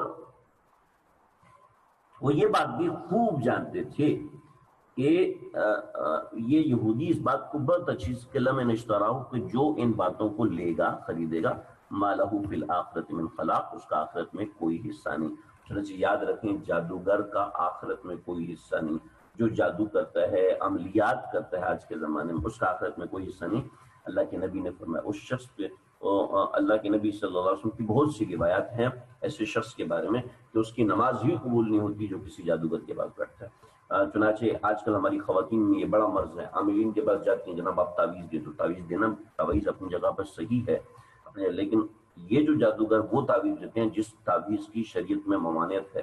من علق تمیما فقد اشرک، کہ آپ نے فرمایا کہ جو تعویذ لٹکائے گا اس نے شرک کیا. تو اس سے یہی والا تعویذ مراد ہے جو یہ جادوگر حضرات لکھتے ہیں. ورنہ عام طور پہ جو تعویذ جس میں اللہ کے نام کی برکت ہوتی ہے وہ تعویذ تو جائز ہیں، لیکن عموماً یہ وہ تعویذات جو زمین میں گاڑتے ہیں یا اس طریقے سے تعویذ پہنتے ہیں جس میں کفر و شرک کی بو آتی ہے، تو ایسی تعویذات شریعت کے اعتبار سے شریعت کی نظر میں بہت ہی نقصان دہ، شریعت کی نظر میں شرک کے قریب لے جانے والا. تو ما لہ فی الآخرۃ من خلاق، اس کا آخرت میں کوئی حصہ نہیں. ولا بئس ما شروا، کیا ہی بری چیز ہے جو وہ خریدتے ہیں. ما به انفسهم، کیا ہی بری چیز ہے جو جس کے بدلے انہوں نے اپنی جانوں کو بیچ ڈالا. ما بھی لبئس، کیا ہی بری چیز ہے، ما شروا بھی کہ بیچ ڈالا بھی جس کے ذریعے سے، جس کے بدلے میں، انفسهم اپنی جانوں کو، لو کانوا یعلمون کاش کہ یہ لوگ سمجھتے ہیں. اور ولو انہم، اللہ رب العزت کا مزاج ہے کہ جہاں کفر و شرک کا ذکر فرماتے ہیں وہاں ایمان کا بھی ذکر فرماتے ہیں. ولو انہم آمنوا، اگر وہ ایمان لاتے، واتقوا، اور اگر وہ ایمان لاتے اور تقوی اختیار کرتے تو اللہ تعالیٰ کے پاس سے ملنے والا ثواب یقیناً کہیں زیادہ بہتر ہوتا. کاش کہ ان کو اس بات کا حقیقی طور پر علم ہوتا. واتقوا، تقوی اختیار کرتے، لمثوبۃ من عند اللہ خیر، تو مصوبہ کہتے ہیں ٹھکانے کو، اجر کو، انجام کو، من عند اللہ، اللہ کے پاس سے، من خیر بہت اچھا ٹھکانا. لو کانوا یعلمون، کاش کہ ان کو صحیح بات کا علم ہوگا کہ جادو کے پیچھے لگے ہوئے. تو یاد رکھیں آج ہمارے معاشرے میں بہت ایسا ہے کہ تعویذ ڈنڈے کے پیچھے لگ جاتے ہیں، تعویذوں کے پیچھے لگ جاتے ہیں. یہ بالکل مناسب نہیں. حتی الامکان تعویذات وغیرہ سے بچنا چاہیے.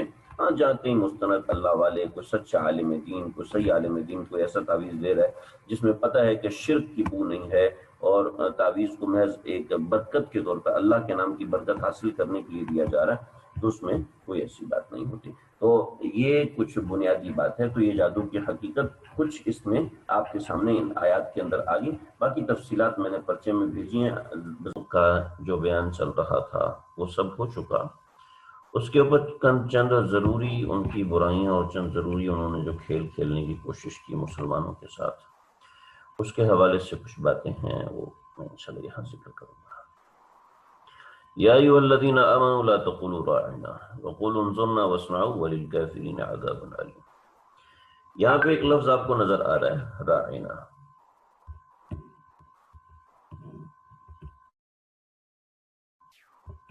یہاں جو ایک لفظ آپ کو نظر آیا راعینا، پہلے اس کو سمجھ لیں راعینا کیا چیز ہے۔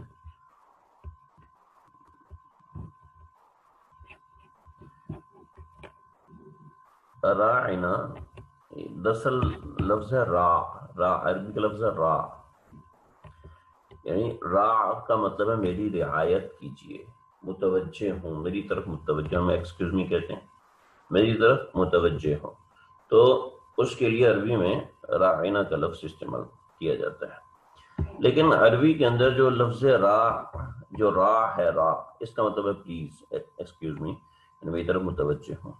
لیکن یہودی جو تھے وہ انبیاء علیہ السلام سے بغض رکھتے تھے، اور یاد رکھیں آج کل جو یہودی ہیں یہ کوئی دودھ کے دھلے ہوئے نہیں ہیں۔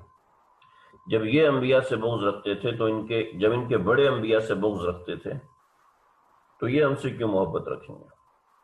اللہ نے خود ہی قرآن میں فرمایا، آگے اس کا ذکر آئے گا۔ تو یاد رکھیں یہ یہودی کبھی مسلمانوں کا دوست ہو نہیں سکتا، کبھی اس کی دوستی مسلمان کے ساتھ نہیں ہو سکتی، یہ ہمیشہ مسلمانوں کا دشمن تھا، یہ ہمیشہ مسلمانوں کا دشمن رہے گا، یاد رکھیے گا۔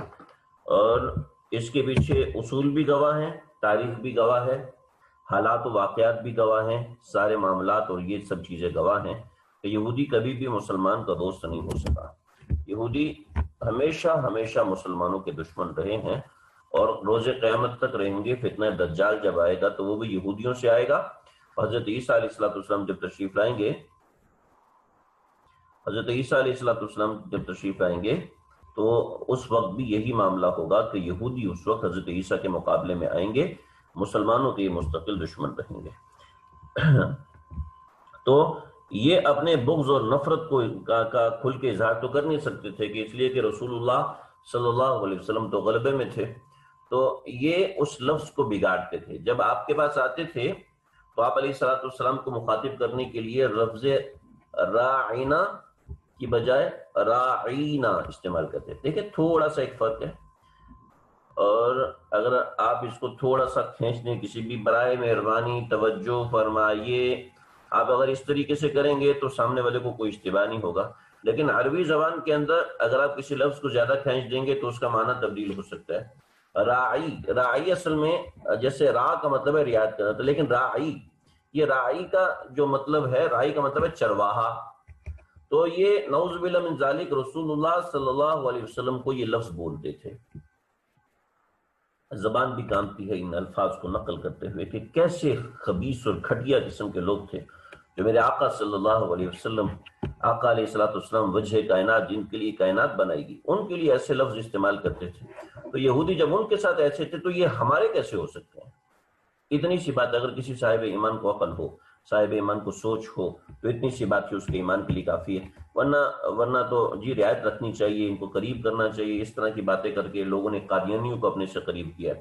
حالانکہ قادیانی کیا ہے آپ یاد رکھیں، قادیانی کہتے ہیں کہ قادیانی کلمہ پڑھتے ہیں لا الہ الا اللہ محمد رسول اللہ، قادیانی بالکل یہ کلمہ پڑھتے ہیں اور کہتے ہیں دیکھو ہم تمہارا کلمہ پڑھ رہے ہیں پھر بھی ہم کافر کیسے؟ کوئی قادیانی آپ کو ملے، میرا مخاطب خاص طور پہ باہر کے ممالک کے لوگ ہیں کہ جن کا ملنا جلنا قادیانیوں سے بھی ہوتا ہے، جن کے معاملات اور رابطے قادیانیوں سے بھی ہوتے ہیں۔ پاکستان کے اندر تو الحمدللہ قادیانیوں کے لیے تو ایسا سخت قانون ہے، کوئی قادیانی خود کو بچا ہی نہیں سکتا۔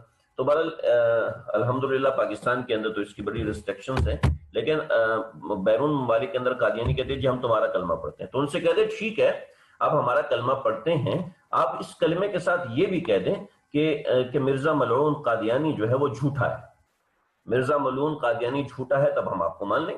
اتنی سی بات کہنی کہ مرزا ملعون قادیانی نبوت کا جو دعویٰ کیا وہ جھوٹ بولتا ہے، وہ غلط کرتا ہے، وہ باغی ہے، وہ رسول اللہ صلی اللہ علیہ وسلم کے مطابق ہو نہیں سکتا۔ وجہ اتنی سی ہے، میں بات دوسری طرف نکل گئی میری بات، میں دوبارہ اس کی طرف آؤں گا۔ قادیانی کہتے ہیں کہ مسئلہ یہ ہے کہ رسول اللہ صلی اللہ علیہ وسلم کو اللہ نے ایک دوسرا وجود دیا، نعوذ باللہ من ذالک، استغفر اللہ ثم استغفر اللہ ثم استغفر اللہ، وہ دوسرا وجود مرزا غلام احمد قادیانی کو ملا، اور یہ دوسرا وجود مرزا غلام احمد قادیانی کا ہے، نعوذ باللہ من ذالک، یہ پہلے وجود سے زیادہ کامل ہے، یہ پہلے وجود نبی کریم صلی اللہ علیہ وسلم کے وجود سے زیادہ کامل ہے۔ لہٰذا جب ہم دوسرا کلمہ پڑھتے ہیں لا الہ الا اللہ محمد رسول اللہ، تو اس محمد سے مراد مرزا غلام احمد قادیانی ہوتا ہے۔ تو لہٰذا ان کے کلمے سے آپ دھوکہ مت کھائیے گا کبھی بھی۔ تو یہ بھی ایسے راعینا تو کہتے تھے، جیسے صحابہ کرام راعینا کہتے تھے کہ ہماری رعایت کیجئے، لیکن یہ اس کو تھوڑا مروڑ دیتے تھے، اور اس کی مراد ہوتی تھی راعینا کا مطلب نعوذ باللہ من ذالک رسول اللہ صلی اللہ علیہ وسلم کو چرواہا کہنا مراد ہوتا تھا۔ استغفر اللہ ثم استغفر اللہ، زبان کامتی ہے ان آیات کو کہتے ہوئے بھی۔ تو یا ایھا الذین آمنوا، آپ صلی اللہ علیہ وسلم کی وساست آپ کو بڑی تکلیف ہوتی تھی، لیکن آپ کہہ نہیں سکتے، تو کہتے ہیں ہم نے تو آپ کو یہ کہہ کے ہماری رعایت کیجیے، ہم نے تو آپ کو کچھ اور نہیں کہا، لہٰذا ہم بالکل سچے ہیں، ہم بالکل اچھے ہیں، ہم وغیرہ وغیرہ۔ تو اس طرح کے یہودیوں کے مکر و فریب کو اللہ رب العزت نے سن لیا، اور اللہ نے فرمایا یا ایھا الذین آمنوا، اے ایمان والو۔ آپ کہیں گے ساری بات یہودیوں سے ہو رہی ہے مسلمان، کیونکہ مسلمان خود بھی راعینا کہتے تھے، تو مسلمانوں کو بھی کہہ دیں، یہ لفظ نہیں کہنا جس کو نقل کر کے یہ کفار، یہ یہودی میرے پیارے آقا صلی اللہ علیہ وسلم کو تکلیف پہنچاتے ہیں۔ تو اے ایمان والو لا تقولوا راعینا، تم لوگ راعینا مت کہا کرو، وقولوا، بلکہ تم یہ کہا کرو انظرنا، ہماری طرف دیکھیے، واسمعوا، اور ہماری بات سنیے۔ چنانچہ اس کلمے کو ممنوع قرار دے دیا۔ یہودیوں سے اس درجے کی مشابہت بھی نہیں ہونی چاہیے، اتنی اللہ رب العزت کو ان یہودیوں کے اوپر غصہ ہے، اتنا اللہ رب العزت کو ان یہودیوں سے شکوہ ہے کہ وہ جو کلمات ادا کرتے ہیں تم نے ان کلمات کو بھی اپنی زبان پر نہیں لانا، کیونکہ یہ میرے نبی کے مخالف ہیں۔ اللہ اکبر۔ وللکافرین، اور یہ جو یہود ہیں یعنی جو انکار کرنے والے، اس سے مراد یہود ہیں، اور یہود یہاں پر کافر کیوں ہیں یہ میں نے آپ کو پہلے بتا چکا ہوں کہ جو اس طریقے سے رسول اللہ صلی اللہ علیہ وسلم کی گستاخی کرے، وہ کہ اپنے آپ کو اہل کتاب کہے، لیکن دراصل وہ اہل کتاب نہیں ہے، پیچھے اس کے اندر کافی ساری تفصیل آ چکی ہے۔ قل من کان عدوا لجبریل فإنہ نزل علی قلبک بإذن اللہ، اس کے اندر آ چکی ہے۔ وللکافرین، کافروں کے لیے عذاب ہے جو کہ دردناک، عذاب دردناک ہے، دردناک عذاب۔ ما یود الذین کفروا من اہل الکتاب یہ یہودیوں ہی کے بارے میں، ان کے بغض اور حسد کے بارے میں اللہ رب العزت یہاں فرما رہے ہیں۔ یہ بغض اور حسد رکھنا اصل میں حماقت ہی ہے، ان کی ایک اور حماقت یہاں پر اللہ ذکر فرما رہے ہیں۔ ما یود الذین کفروا من اہل الکتاب والمشرکین ان ینزل علیکم، یہ یہود اور جو کافر ہیں یہ تم سے بڑی نفرت رکھتے ہیں، اور یہ کہتے ہیں کہ تمہارے اوپر اللہ تعالیٰ کی طرف سے خیر کیوں نازل ہوئی ہے۔ خیر نازل ہونے کا کیا مطلب ہے؟ خیر نازل ہونے کا مطلب میں ابھی اس کا ترجمہ کرتا ہوں، گھبرائیں نہیں۔ وللمشرکین ان ینزل علیکم من خیر، خیر کیا ہے؟ اصل میں پہلے ذکر کر چکا ہوں کہ حضرت یعقوب علیہ السلام کے دو بیٹے تھے، حضرت اسماعیل اور حضرت اسحاق، نہیں الٹا ہو گیا، حضرت ابراہیم علیہ السلام کے دو بیٹے تھے، ایک حضرت اسماعیل تھے اور ایک حضرت اسحاق تھے۔ مجھ سے آپ لوگ انشاءاللہ میں آپ کو وہ نقشہ دکھاؤں گا، میں نے کاپی میں بنایا ہوا ہے کہ انبیاء علیہ السلام کی جو فہرست چلی ہے، تو اس کے اندر جو ساری نبوت چلی ہے یہاں سے، یہ ساری حضرت اسحاق کے واسطے سے چلی ہے، ساری حضرت اسحاق کے بیٹے تھے یعقوب، حضرت یعقوب کے 12 بیٹے تھے، ان 12 بیٹوں سے نسلیں چلی، بنی اسرائیل بنی۔ میں پیچھے تھوڑا سا اجمالاً ذکر کر چکا ہوں، اور یہاں صرف حضرت اسماعیل آئے چلتے آئے، اور یہاں پر نبی کریم صلی اللہ علیہ وسلم کو اللہ رب العزت نے نبی بنا کے بھیجا، جن کی خیر اتنی پھیلی کہ یہ لوگ بھی اس میں شامل ہو گئے۔ تو ان کے لاکھوں انبیاء، ہزاروں انبیاء، اور یہاں صرف ایک نبی۔ تو اللہ کہتے ہیں کہ یہ لوگ یہ کہتے ہیں کہ ان کے پاس یہ والا نبی کیوں آیا، ان کے پاس یہ والے پیغمبر ان کے پاس کیوں آئے، ان کو یہ حسد ہے۔ ما یود الذین کفروا، یہ کافر لوگ نہیں چاہتے، من اہل الکتابی، جو اہل کتاب میں سے ہیں، وللمشرکین، اور کافروں میں جو مشرکین ہیں وہ بھی نہیں چاہتے۔ کیا نہیں چاہتے؟ ان ینزل علیکم من خیر من ربکم، کہ نازل ہو تمہارے اوپر خیر تمہارے پروردگار کی طرف سے۔ ٹھیک ہے جی، آیت امید ہے سمجھ میں آ گئی ہوگی۔ بہت سے شان نزول ہے، بہت سی باتیں، ہم صرف قرآن کے ترجمے کو فوکس کر رہے ہیں، بنیادی مضامین کو فوکس کر رہے ہیں۔ واللہ یختص برحمتہ من یشاء، اللہ یختص، اللہ فرماتے ہیں کہ بھی میری مرضی، میں جس کے ساتھ اختصاص کروں، جس کو خاص طور پہ دوں، جس کو انعام کے طور پہ دوں۔ واللہ یختص برحمتہ من یشاء، حالانکہ اللہ تعالیٰ جس کو چاہتے ہیں اپنی رحمت کے لیے مخصوص فرما دیتے ہیں. واللہ یختص، اللہ تعالیٰ مخصوص فرما لیتے ہیں برحمتہ اپنی رحمت سے، من یشاء جس کو بھی چاہتے ہیں. واللہ اور اللہ تعالیٰ ہیں ذو الفضل بہت بڑے فضل والے، ذو الفضل العظیم بہت ہی بڑے فضل والے اللہ تعالیٰ ہیں. ما ننسخ من آیت، ایک اور یہود کا شبہ، کہتے ہیں آپ کا قرآن غلط ہے. یہ ان کی بیوقوفی ہے، حماقت. اس حماقت میں اگر کوئی سمجھنے والا یہ کہ یہ بات ان کی حماقت میں کیسے شامل ہے، جی یہ ان کی بیوقوفی ہے، جی بالکل حماقت میں شامل ہے. اس لیے کہ اللہ نے جو ان کو کتاب دی تھی، اس کتاب کے اندر بتایا ہوا تھا کہ وہ نبی 2 قبلوں والا ہوگا، وہ نبی اس نبی کے اوپر احکامات میں تبدیلی آئے گی. خود حضرت موسیٰ علیہ السلام کی قوم کے اوپر احکامات میں بے شمار تبدیلیاں آئیں. تو یہ لوگ سمجھتے تھے کہ اللہ تعالیٰ کے احکامات میں تبدیلیاں آتی ہیں، اللہ کے احکامات وقتاً فوقتاً تبدیل ہوتے رہتے ہیں. چنانچہ ان کا یہ سوال کرنا ہی بیوقوفی ہے. چنانچہ اللہ فرماتے ہیں کہ ان یہودیوں کا اعتراض تھا، اگر کتاب اللہ بالکل برحق ہے، اگر کتاب اللہ بالکل برحق ہے تو اللہ رب العزت پہلے ایک حکم نازل فرماتے ہیں، پھر اس حکم کو منسوخ کر دیتے ہیں. تو اگر اللہ کو علم غیب ہے، اللہ کو بعد کی باتیں پتہ ہیں، تو اللہ پہلے ہی ایسا حکم لے کے آئے کہ جس کو تبدیل نہ کرنا پڑے. ٹھیک ہے جی.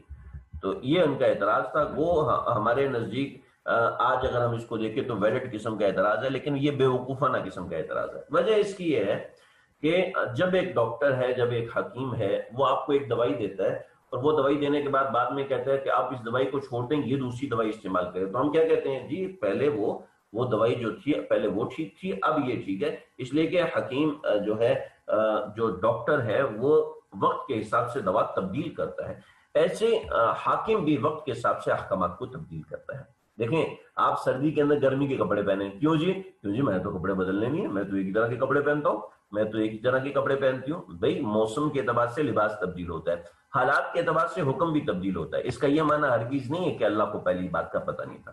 تو اللہ یہاں اس بات کا جواب دیتے ہیں، ما ننسخ من آیت، کوئی آیت منسوخ نہیں ہوتی، کوئی آیت کو ہم کسی آیت کو ہم منسوخ نہیں کرتے.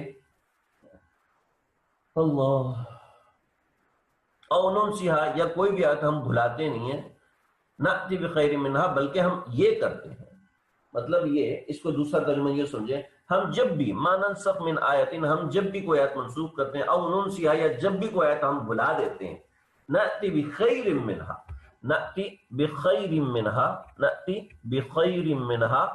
یہ آپ اپنے پاس میرے ساتھ پڑھ لیا کریں تاکہ ایک درجے کی قرأت بھی شامل ہو جائے گی اور ایک درجے کی قرأت بھی شامل ہو جائے گی، اور تھوڑا سا معاملہ بھی سمجھ میں آ جائے گا.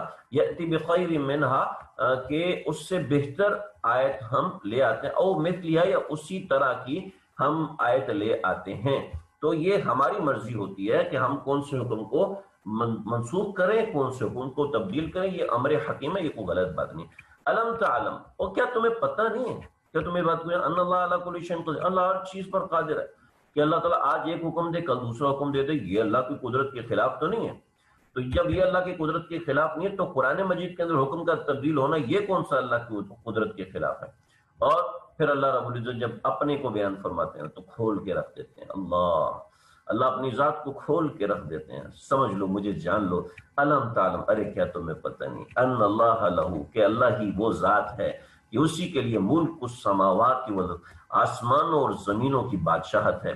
ما لکم من دون اللہ من ولی، اور تمہارے لیے بھی اللہ کے علاوہ کوئی ولی، کوئی دوست، کوئی ولا نصیر، اور کوئی مددگار، کوئی دوست اور کوئی مددگار تمہارے پاس بھی اللہ کے علاوہ نہیں ہے. اوہ سبحان.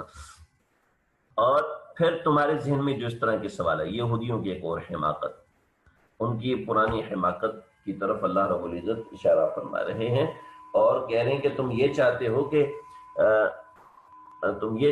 کہ تمہارے ساتھ اس نوعیت کا معاملہ ہو. اللہ، جیسے کہ تم نے حضرت موسیٰ علیہ السلام سے کیا.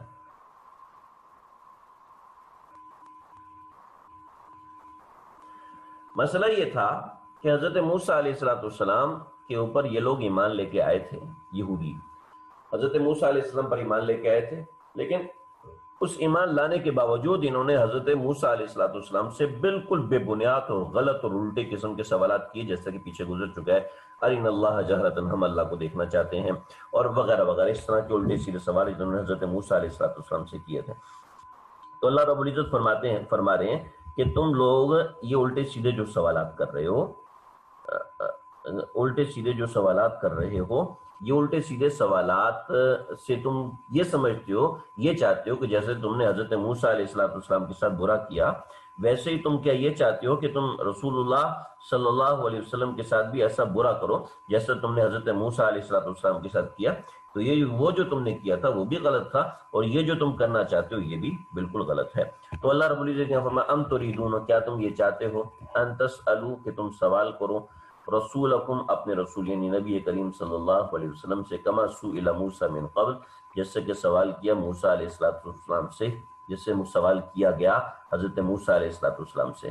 تو یہ اصل میں مخاطب یہودیوں کو ہے، لیکن اس کے ساتھ ساتھ مسلمانوں کو بھی سمجھایا گیا کہ فضول سوالات نہیں کرنے چاہیے، لیکن اصل خطاب یہاں یہودیوں کو، یاد رکھیں یہ صحابہ کرام کو خطاب نہیں ہے۔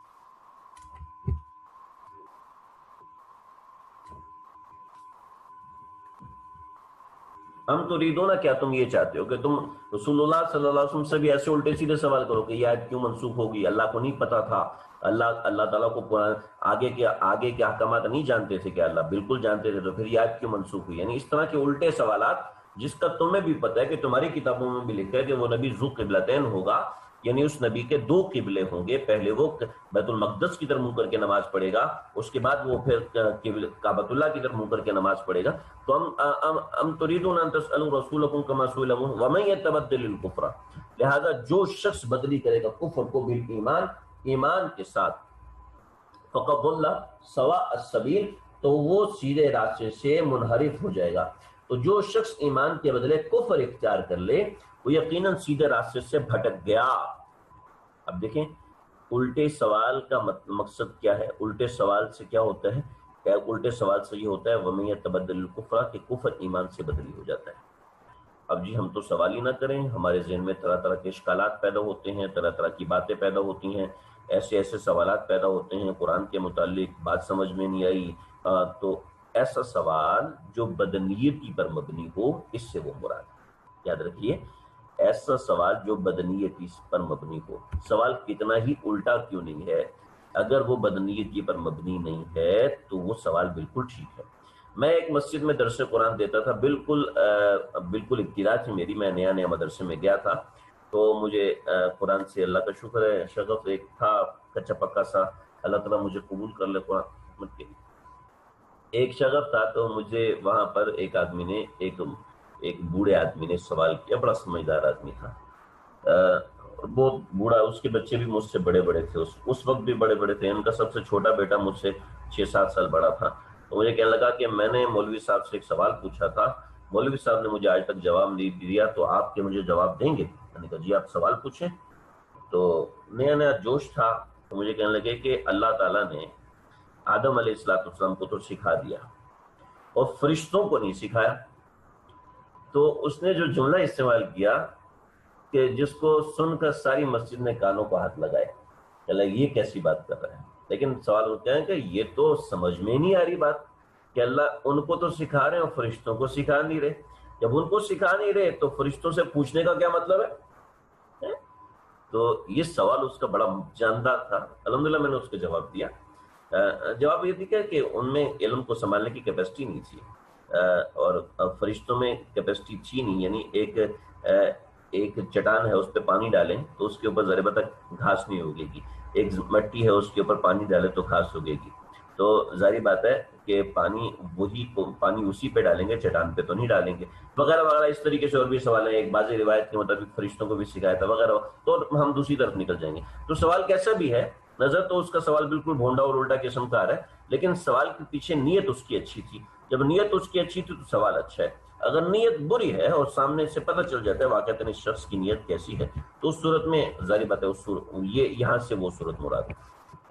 آگے ود کثیر من اہل الکتاب لو یردونکم، یہاں پر ان کی ایک اور برائی، یہود کی ایک اور برائی، کہ یہ اہل کتاب چاہتے ہیں کہ تم کو کفر کی طرف لوٹا دیں، یعنی یہ نہیں چاہتے کہ آپ اہل ایمان رہیں، بلکہ یہ چاہتے ہیں کہ آپ کفر کی طرف چلے جائیں۔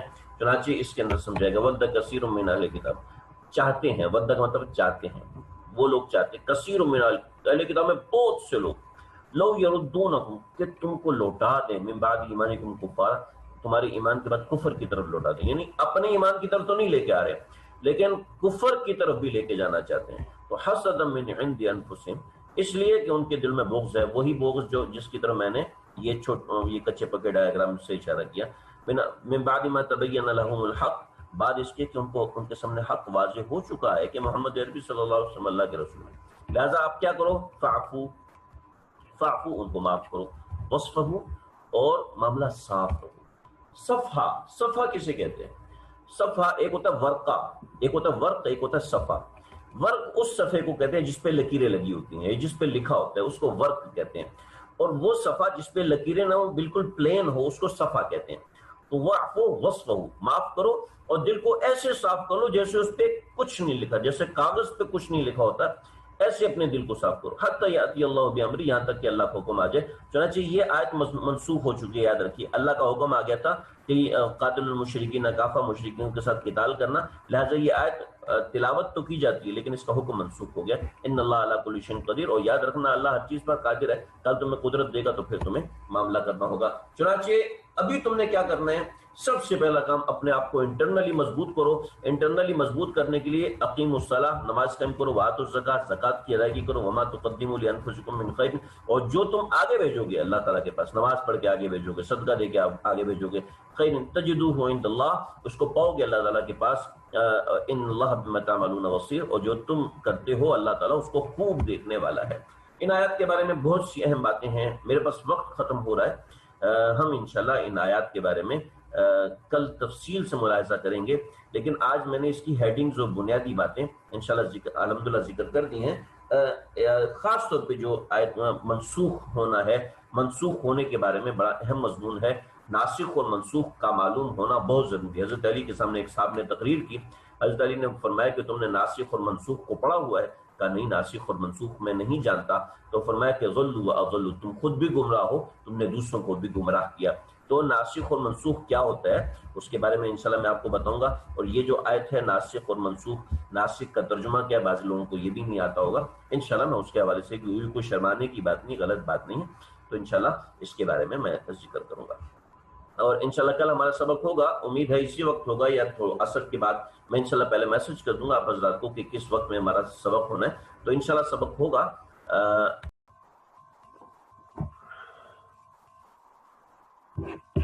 بات ہماری مکمل ہو چکی تھی، آج کا درس صرف ان لوگوں کے لیے کہ جو کل کا کے درس کے حوالے سے باتیں سمجھ چکے ہیں اور چیزیں ان کو سمجھ میں آ چکے ہیں، ترجمے کو وہ سمجھ چکے ہیں۔ اگر نہ سمجھ چکے ہوں تو پہلے اس درس کو سمجھیں، اس کے بعد پھر انشاءاللہ یہ بات مزید سمجھ میں آ جائے گی، لیکن اگر اس کو نہیں سمجھے تو یاد رکھیے کہ ان آیات کو سمجھنا ضروری ہے، کیونکہ اگر آپ کو ترجمہ نہیں آئے گا تو آپ ان آیات کا مفہوم اور ان آیات میں اللہ کی جو مراد ہے وہ سمجھ نہیں سکیں گے۔ نسخ، ناسخ اور منسوخ، یہ کیا ہوتا ہے؟ آج کا درس ترجمے کا نہیں ہوگا، آج کے درس میں ترجمے کے متعلق کچھ باتیں وہ میں انشاءاللہ سکھاؤں گا،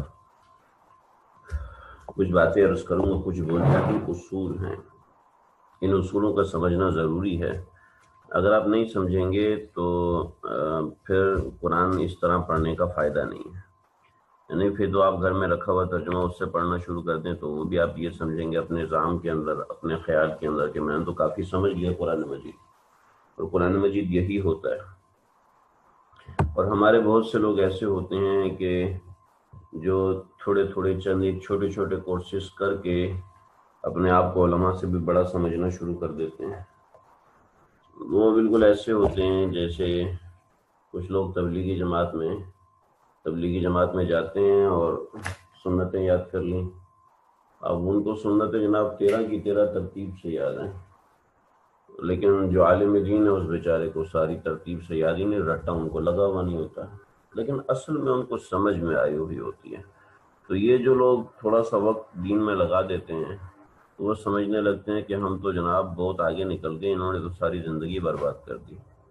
ایسے ہی وہ لوگ جو کہ ہاف قسم کا سمجھ لیتے ہیں، یعنی جو ترجمہ قرآن پڑھ لیتے ہیں اور کسی اردو تفسیر سے مطالعہ کر لیتے ہیں، وہ سمجھتے ہیں ہمیں سب کچھ آ گیا، اور علماء سے بھی مستغنی ہو جاتے ہیں اور قرآن سے بھی مستغنی ہو جاتے ہیں۔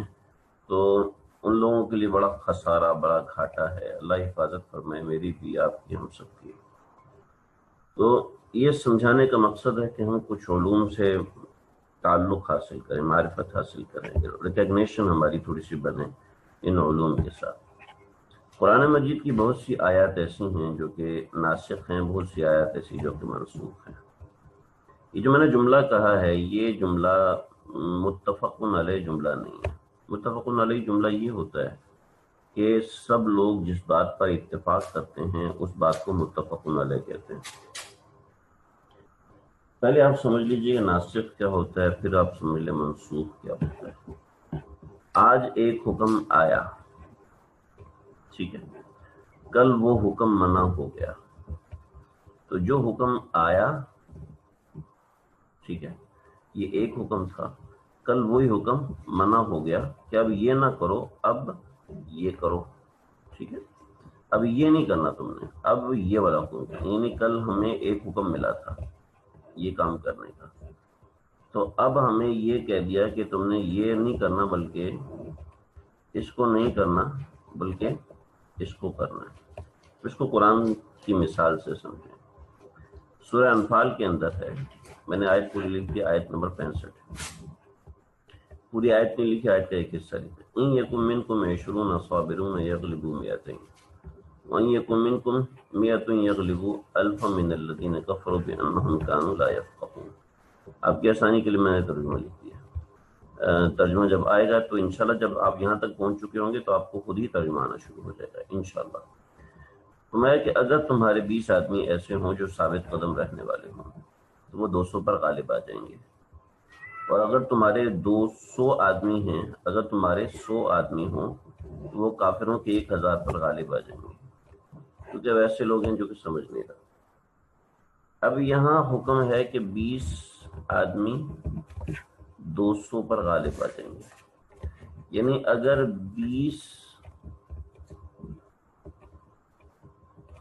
ایک طرف 20 ہوں اور دوسری طرف 200 ہوں تو اب میدان قتال سے بھاگنا جائز نہیں ہے، ٹھیک ہے۔ اس آیت مبارکہ آیت نمبر 65 میں یہ حکم ہے کہ اگر 20 آدمی مسلمانوں کے ہیں اور 200 آدمی کفار کے ہیں، یہ دونوں ایکول ہے، اب تمہارے لیے میدان جنگ سے بھاگنا جائز نہیں ہے۔ یاد رکھیے سب سے پہلا مسئلہ ہے کہ میدان جنگ سے فرار ہونا گناہ کبیرہ ہے، جس طریقے سے زنا گناہ کبیرہ ہے، شراب پینا گناہ کبیرہ ہے، ایسے ہی میدان قتال کے اندر جب دشمن سے آمنا سامنا ہے ہماری فوجوں کا، تو اب اس وقت بھاگنا جائز نہیں ہے، البتہ وہ تم سے 10 گنا زیادہ بڑے ہیں، یعنی 10 ہیں تو وہ 100 ہیں، 20 ہیں تو وہ 200 ہیں، آپ 30 ہیں تو وہ 300 ہیں، تو اس صورت میں بھاگنا جائز نہیں ہے۔ اللہ فرمائے ان یکم منکم 20 صابرون، تم میں سے اگر 20 ثابت قدم ہوں، یغلبوا 200 تو یہ 200 پر غالب آ جائیں گے، لہذا بھاگنے کی اجازت نہیں ہے۔ سمجھ میں آ گئی؟ لیکن اللہ رب العزت نے اس سے اگلی آیت میں اس حکم کو منسوخ کر دیا، ختم کر دیا۔ الآن خفف اللہ عنکم، بس آ جاؤ، اب اللہ تعالیٰ نے تم سے تخفیف کر دی۔ وعلم ان فیکم ضعفا، تو وہ جانتا ہے کہ تمہارے اندر کمزوری ہے۔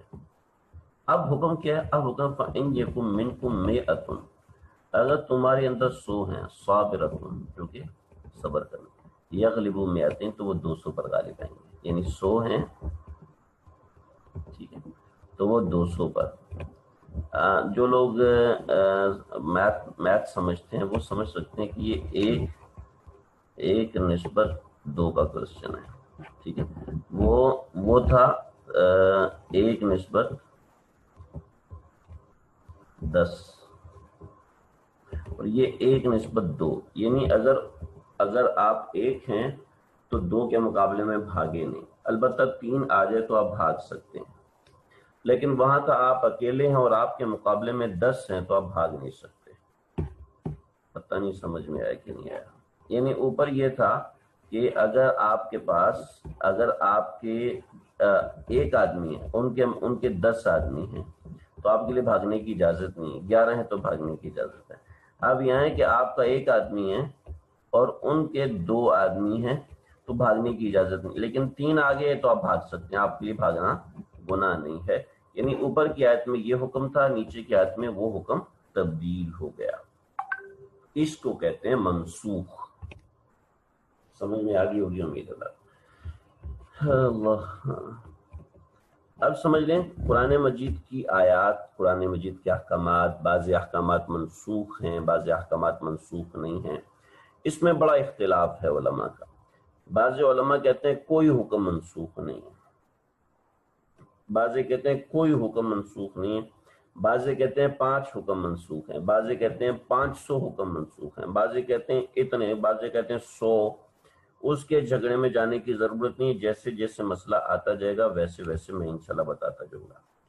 حضرت شاہ ولی اللہ محدث دہلوی رحمۃ اللہ علیہ فرماتے ہیں قرآن مجید کا کوئی حکم منسوخ نہیں، کوئی حکم منسوخ نہیں۔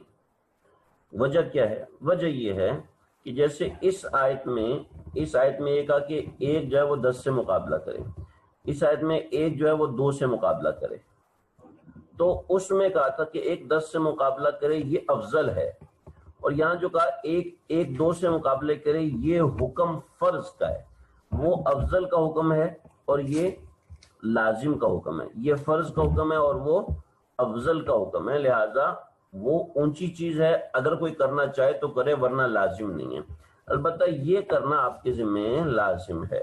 تو اس طریقے سے تطبیق دیتے ہیں، سمجھ گئے میری بات؟ تو اس آیت کے بارے میں یہاں پر یہ بات ہے ما ننسخ من آیت او ننسها نأتی بخیر منها او مثلها، ہم کسی بھی حکم کو تبدیل کرتے ہیں تو اس میں بہتر چیز لے کر آتے ہیں۔ جیسے کہ ہمارے اوپر 5 نمازیں فرض ہیں، لیکن آپ سب جانتے ہیں کہ یہ اصل میں 5 نمازیں نہیں تھیں بلکہ یہ اصل میں 50 نمازیں تھیں، اور یہ حکم منسوخ ہوتا گیا اور وہ 5 رہ گئی، ٹھیک ہے۔ پہلے ہمارے ذمے صرف 1 روزہ تھا سال کا، وہ کون سا روزہ تھا جی؟ وہ روزہ تھا 10 محرم کا۔ اب یہ حکم منسوخ ہوا اور 30 روزے ہو گئے، پھر 30 روزوں میں ہمارے ذمہ حکم تھا کہ روزہ تھا صرف 24 گھنٹے کا روزہ ہوا کرتا تھا، اور مغرب کے بعد سونے سے پہلے تک کھا سکتے تھے، اس کے بعد نہیں کھا سکتے تھے۔ پھر یہ ہوا کہ اللہ رب العزت نے حکم کو تبدیل فرما دیا اور فرمایا کہ تم لوگ کیا کر سکتے ہو، تم لوگ مغرب کے بعد کھا بھی سکتے ہو، پی بھی سکتے ہو، اور اپنی حاجت بھی پوری کر سکتے ہو۔ تو یہ حکم ہو گیا، لیکن پھر اس کو منسوخ کر دیا اعتکاف کے لیے۔ یعنی اس طریقے سے شرعی احکامات کا ترتب ہوتا ہے، ترتب مطلب اس کی موڈیفیکیشن ہوتی ہے کہ پہلے ایک حکم دیا، پھر اس کو تبدیل کیا، پھر دوسرا حکم دیا، اس کو تبدیل کیا۔ شریعت کے اندر بہت سے معاملات ہوتے ہیں، انبیاء علیہ السلام میں ہر نبی کی شریعت تبدیل ہوتی ہے، کسی نبی کی شریعت میں کوئی حکم خاص طور پہ ہوتا ہے، کسی نبی کی شریعت پہ کوئی حکم کسی اور طریقے سے ہوتا ہے۔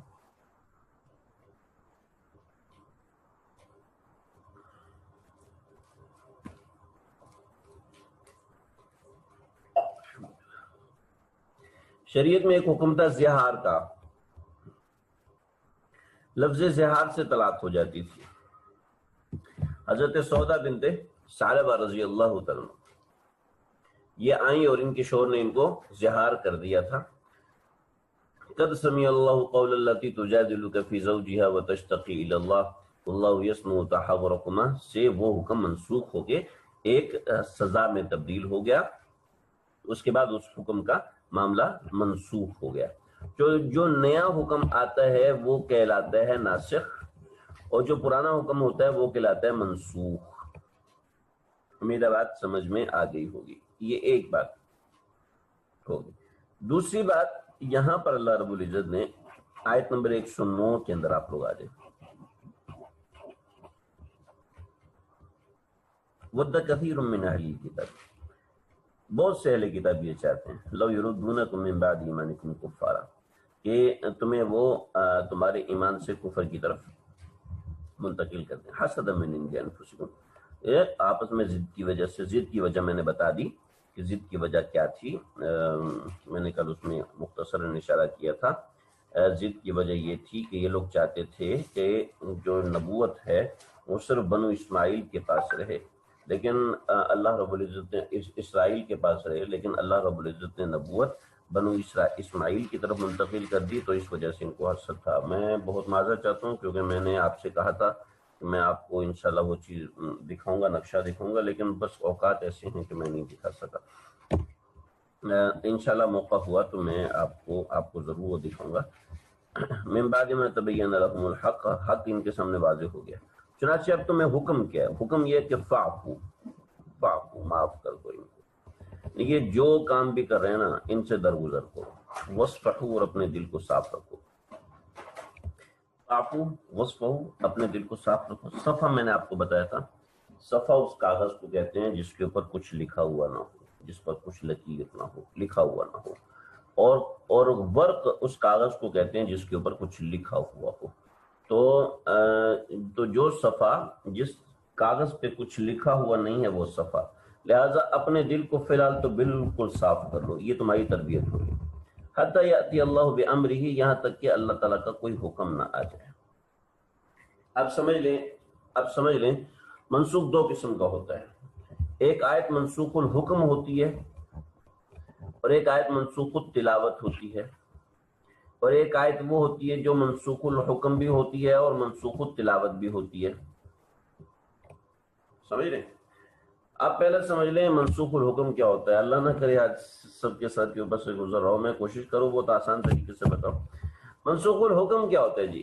منسوخ الحکم یہ ہے کہ جیسے یہ والی آیت لکھی ہوئی ہے، سورہ انفال کی یہ والی آیت میں نے آپ کے سامنے لکھی ہوئی ہے. آپ قرآن مجید کھول کے دیکھیں تو قرآن مجید کے اندر بھی یہ آیت لکھی ہوئی ہے.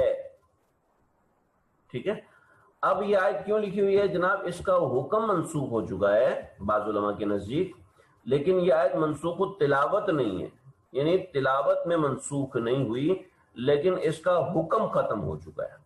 اب صرف اس کی تلاوت ہوتی ہے افضلیت کو بتانے کے لیے بعض علماء کے نزدیک. یہ ہو گیا منسوخ الحکم، لیکن منسوخ التلاوت نہیں. اب کچھ آیتیں ایسی ہوتی ہیں جو منسوخ التلاوت ہوتی ہیں لیکن منسوخ الحکم نہیں ہوتی. جیسے کہ ایک آیت قرآن پاک کی ہے، الشیخ والشیخۃ اذا زنیا فرجموها نکالا من اللہ واللہ عزیز حکیم. یہ قرآن کی آیت نازل ہوئی تھی. الشیخ والشیخۃ اذا زنیا فرجموها نکالا من اللہ واللہ عزیز حکیم. الشیخ والشیخۃ، شادی شدہ مرد یا شادی شدہ عورت، شادی شدہ مرد اور شادی شدہ عورت. اذا زنایا، جب یہ دونوں زنا کرتے ہیں، فرجموها، ان دونوں کو رجم کرو، نکالا من اللہ، یہ سزا ہے اللہ تعالیٰ کی طرف سے، واللہ عزیز الحکیم، اللہ تعالیٰ خوب غالب حکمت والے ہیں. تو اب یہ آیت آپ کو قرآن مجید میں کہیں نہیں ملے گی، لیکن اس کا حکم، رجم کا حکم، یعنی اگر کوئی شادی شدہ زنا کر لیتا ہے تو رجم کا حکم اس کے اوپر شریعت کے حکم کے اندر لازم آتا ہے، لیکن قرآن مجید میں کہیں نہیں ہے. یہ ہے منسوخ التلاوت، ٹھیک ہے، لیکن منسوخ الحکم نہیں ہے، یاد رکھیے گا. یعنی اس کا حکم آج بھی موجود ہے، تورات میں آج بھی لکھی ہوئی ہے، لیکن قرآن مجید میں اس کی منسوخ تلاوت منسوخ کر دی. جب حضرت جبریل علیہ السلام تشریف لائے تو انہوں نے اس کی تلاوت کو نہیں کیا، چنانچہ نبی کریم صلی اللہ علیہ وسلم نے بھی اس کی تلاوت کو نہیں کیا. اور اس کے پیچھے کیا وجوہات ہیں اللہ بہتر جانتے ہیں، ہمیں اس کے اثرات میں پڑھنے کی ضرورت نہیں. البتہ اس کے اثرات ہیں، ایسا نہیں ہے کہ اس کے اثرات نہیں ہیں، اثرات اس کے ہیں، لیکن ظاہری بات ہے اس کے لیے بہت ہی بنیادی چیزیں چاہیے ہوتی ہیں. تو یہ ہوتی ہے منسوخ التلاوت. ایک ہوتا ہے منسوخ الحکم بھی ہے، منسوخ التلاوت بھی ہے.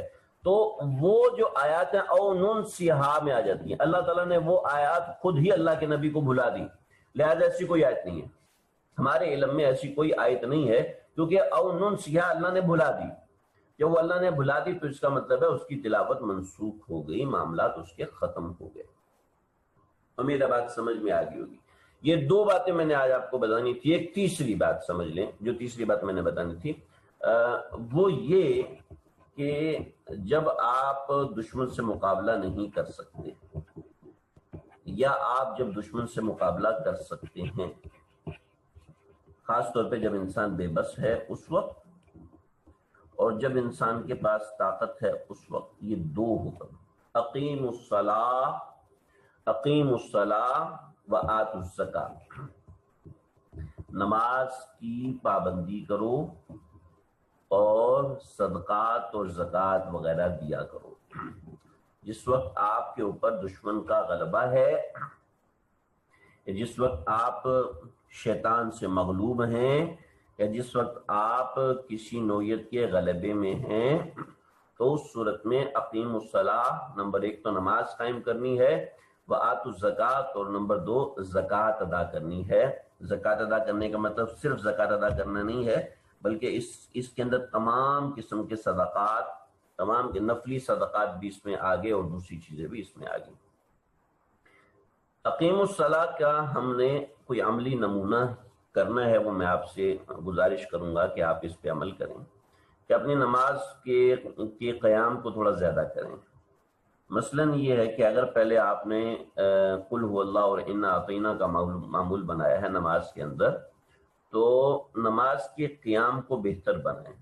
اب آپ قل هو اللہ کی بجائے ویل لکل ہمزۃ لمزہ پڑھنا شروع کر دیں، والتین والزیتون پڑھنا شروع کر دیں، والضحیٰ واللیل اذا سجا پڑھنا شروع کر دیں، والشمس وضحاها والقمر اذا تلاها لا اقسم بهذا البلد وانت حل بهذا البلد، یا واللیل اذا یغشی والنہار اذا تجلی، یہ والی صورتیں پڑھنا شروع کر دیں۔ اور اگر یاد نہیں ہے تو یہ لمحہ فکریہ ہے، اس کو یاد کرنے کی فکر کریں کہ کم از کم اما پارا تو ہر مسلمان کو حفظ ہونا چاہیے، اما پارا تو ہر مسلمان کو کم از کم یاد ہونا چاہیے کہ اس کی دہرائی بھی ہو، خاص طور پہ قرآن سے تعلق رکھنے والے، کہ ان کو اما پارا ہے، سورہ یاسین ہے، سورہ واقعہ ہے، یہ صورتیں، سورہ کہف چلو یاد نہیں ہے کوئی بات نہیں، تو یہ صورتیں کم از کم یاد ہونی چاہیے۔ یہ ایک چیز۔ دوسری، وآتوا الزکاۃ، کچھ نہ کچھ صدقہ دینے کا معمول بنانا چاہیے، خاص طور پر آج کل خاص طور پر کسی کے مرد بھی بخیل ہوتے ہیں، عورتیں بھی بخیل ہوتی ہیں۔ وآتوا الزکاۃ، زکوٰۃ تو آپ دیتے ہیں، لیکن زکوٰۃ جو دینی لازم اور ضروری ہے وہ تو ہے ہی۔ جو مجھ سے تعلق رکھنے والے، میں تو خاص طور پہ ان کو کہتا ہوں، البتہ جو تعلق نہیں بھی رکھنے والے ان کو بھی کہتا ہوں، بھی زکوٰۃ کے علاوہ کچھ صدقات کا بھی اہتمام کیا کریں، اور روزانہ صبح اٹھ کے 15-20 روپیہ روزانہ کچھ رقم، جو دوسرے ملکوں والے اس میں سے کچھ رقم، $1، 1 ریال، 1 درہم وہ نکال کے ایک ڈبے میں ڈال دیا، اور 30 دن بعد، 40 دن بعد، 3 مہینے بعد، 4 مہینے کے بعد، جہاں کہیں کوئی ضرورت مند آپ کو نظر آتا ہے اس کے حوالے کر دیں، شیخ سے پوچھ کے بتا دیں کہ بھی میں وہاں دینا چاہتا ہوں، بالکل دیں۔ یعنی اپنے رشتہ داروں کی مدد کریں، اپنے جو ضرورت مند تلاش کریں کہ کسی ایسے کو دینا ہے۔ یہ تو ایک ہے کہ صبح کچھ ڈال دیا، رات کو کچھ ڈال دیا، کچھ اتنا تھوڑا سا جس کا بوجھ آپ کی جیب پر نہ ہو۔ اور جو ایسا نہیں کر سکتے تو ان کے لیے ایک اور طریقہ کار ہے، اور وہ یہ کہ اپنے جو بھی آمدن آتی ہے اس میں سے 1%، 2%، 3%، 4%، 5% اپنے پیسے نکالنے کی ترتیب بنائیں، اور ان کو اللہ کی راہ میں صدقہ کیا کریں، اس کی ترتیب رکھیں۔ تو یہ وما تقدموا لانفسکم، یہ اس چیز کے اندر داخل ہو جائے گا۔ یعنی یہ دونوں قسم کے احکامات آپ کو انٹرنلی مضبوط کرنے کے لیے ہوتے ہیں۔ چنانچہ نبی کریم صلی اللہ علیہ وسلم نے جو یہاں پر تعلیم دی صحابہ کرام کو، وہ انٹرنلی مضبوط کرنے کے لیے تھی۔ تو یہ انٹرنلی آپ کا اندر کا مسلمان اس کے ذریعے سے مضبوط ہوتا ہے، ایک اللہ پر یقین بنتا ہے۔ اقیم الصلاۃ کے اندر میں نے ایک اور بات کہنی تھی کہ اپنی نماز کے قیام کے اندر کچھ باتیں بڑھائیں، وہ اس طریقے سے بڑھائیں کہ اپنے رکوع اور سجدے کی تسبیحات وہ اس طرح کریں کہ رسول اللہ صلی اللہ علیہ وسلم کی تسبیحات کے برابر ہوں۔ جیسے آپ علیہ الصلوۃ والسلام کی جو تسبیح ہوتی تھی رکوع یا سجدے کی، کم از کم 9 مرتبے ہوا کرتی تھی، 9 مرتبے پڑھیں، 11 مرتبے پڑھیں، 13 مرتبے پڑھیں، 15 مرتبے پڑھیں، 9 سے 13 مرتبے آپ علیہ الصلوۃ والسلام کی رکوع اور سجدے کی تسبیح ہوا کرتی تھی، ہماری بھی ایسی ہونی چاہیے۔ پھر آپ صلی اللہ علیہ وسلم کا رکوع سے کھڑا ہونا، کھڑا ہو کے سجدہ کرنا، سجدہ ہو کے بیٹھنا، پھر سجدہ کرنا، یہ آپ علیہ الصلوۃ والسلام کا سب ایک وقت کا ہوتا تھا، یعنی جتنا لمبا رکوع ہوتا تھا اتنا لمبا قومہ ہوتا تھا، جتنا لمبا سجدہ ہوتا تھا اتنا لمبا جلسہ ہوتا تھا، یعنی یہ آپ علیہ الصلوۃ والسلام کا طریقہ کار تھا۔ تو بہرحال ان 2 آیات پر اس طریقے سے عمل کریں۔ ہاں آج بس اتنا ہی، اللہ تعالیٰ سمجھنے کی عمل کرنے کی توفیق عطا فرمائے۔ وصلی اللہ تعالی علی خیر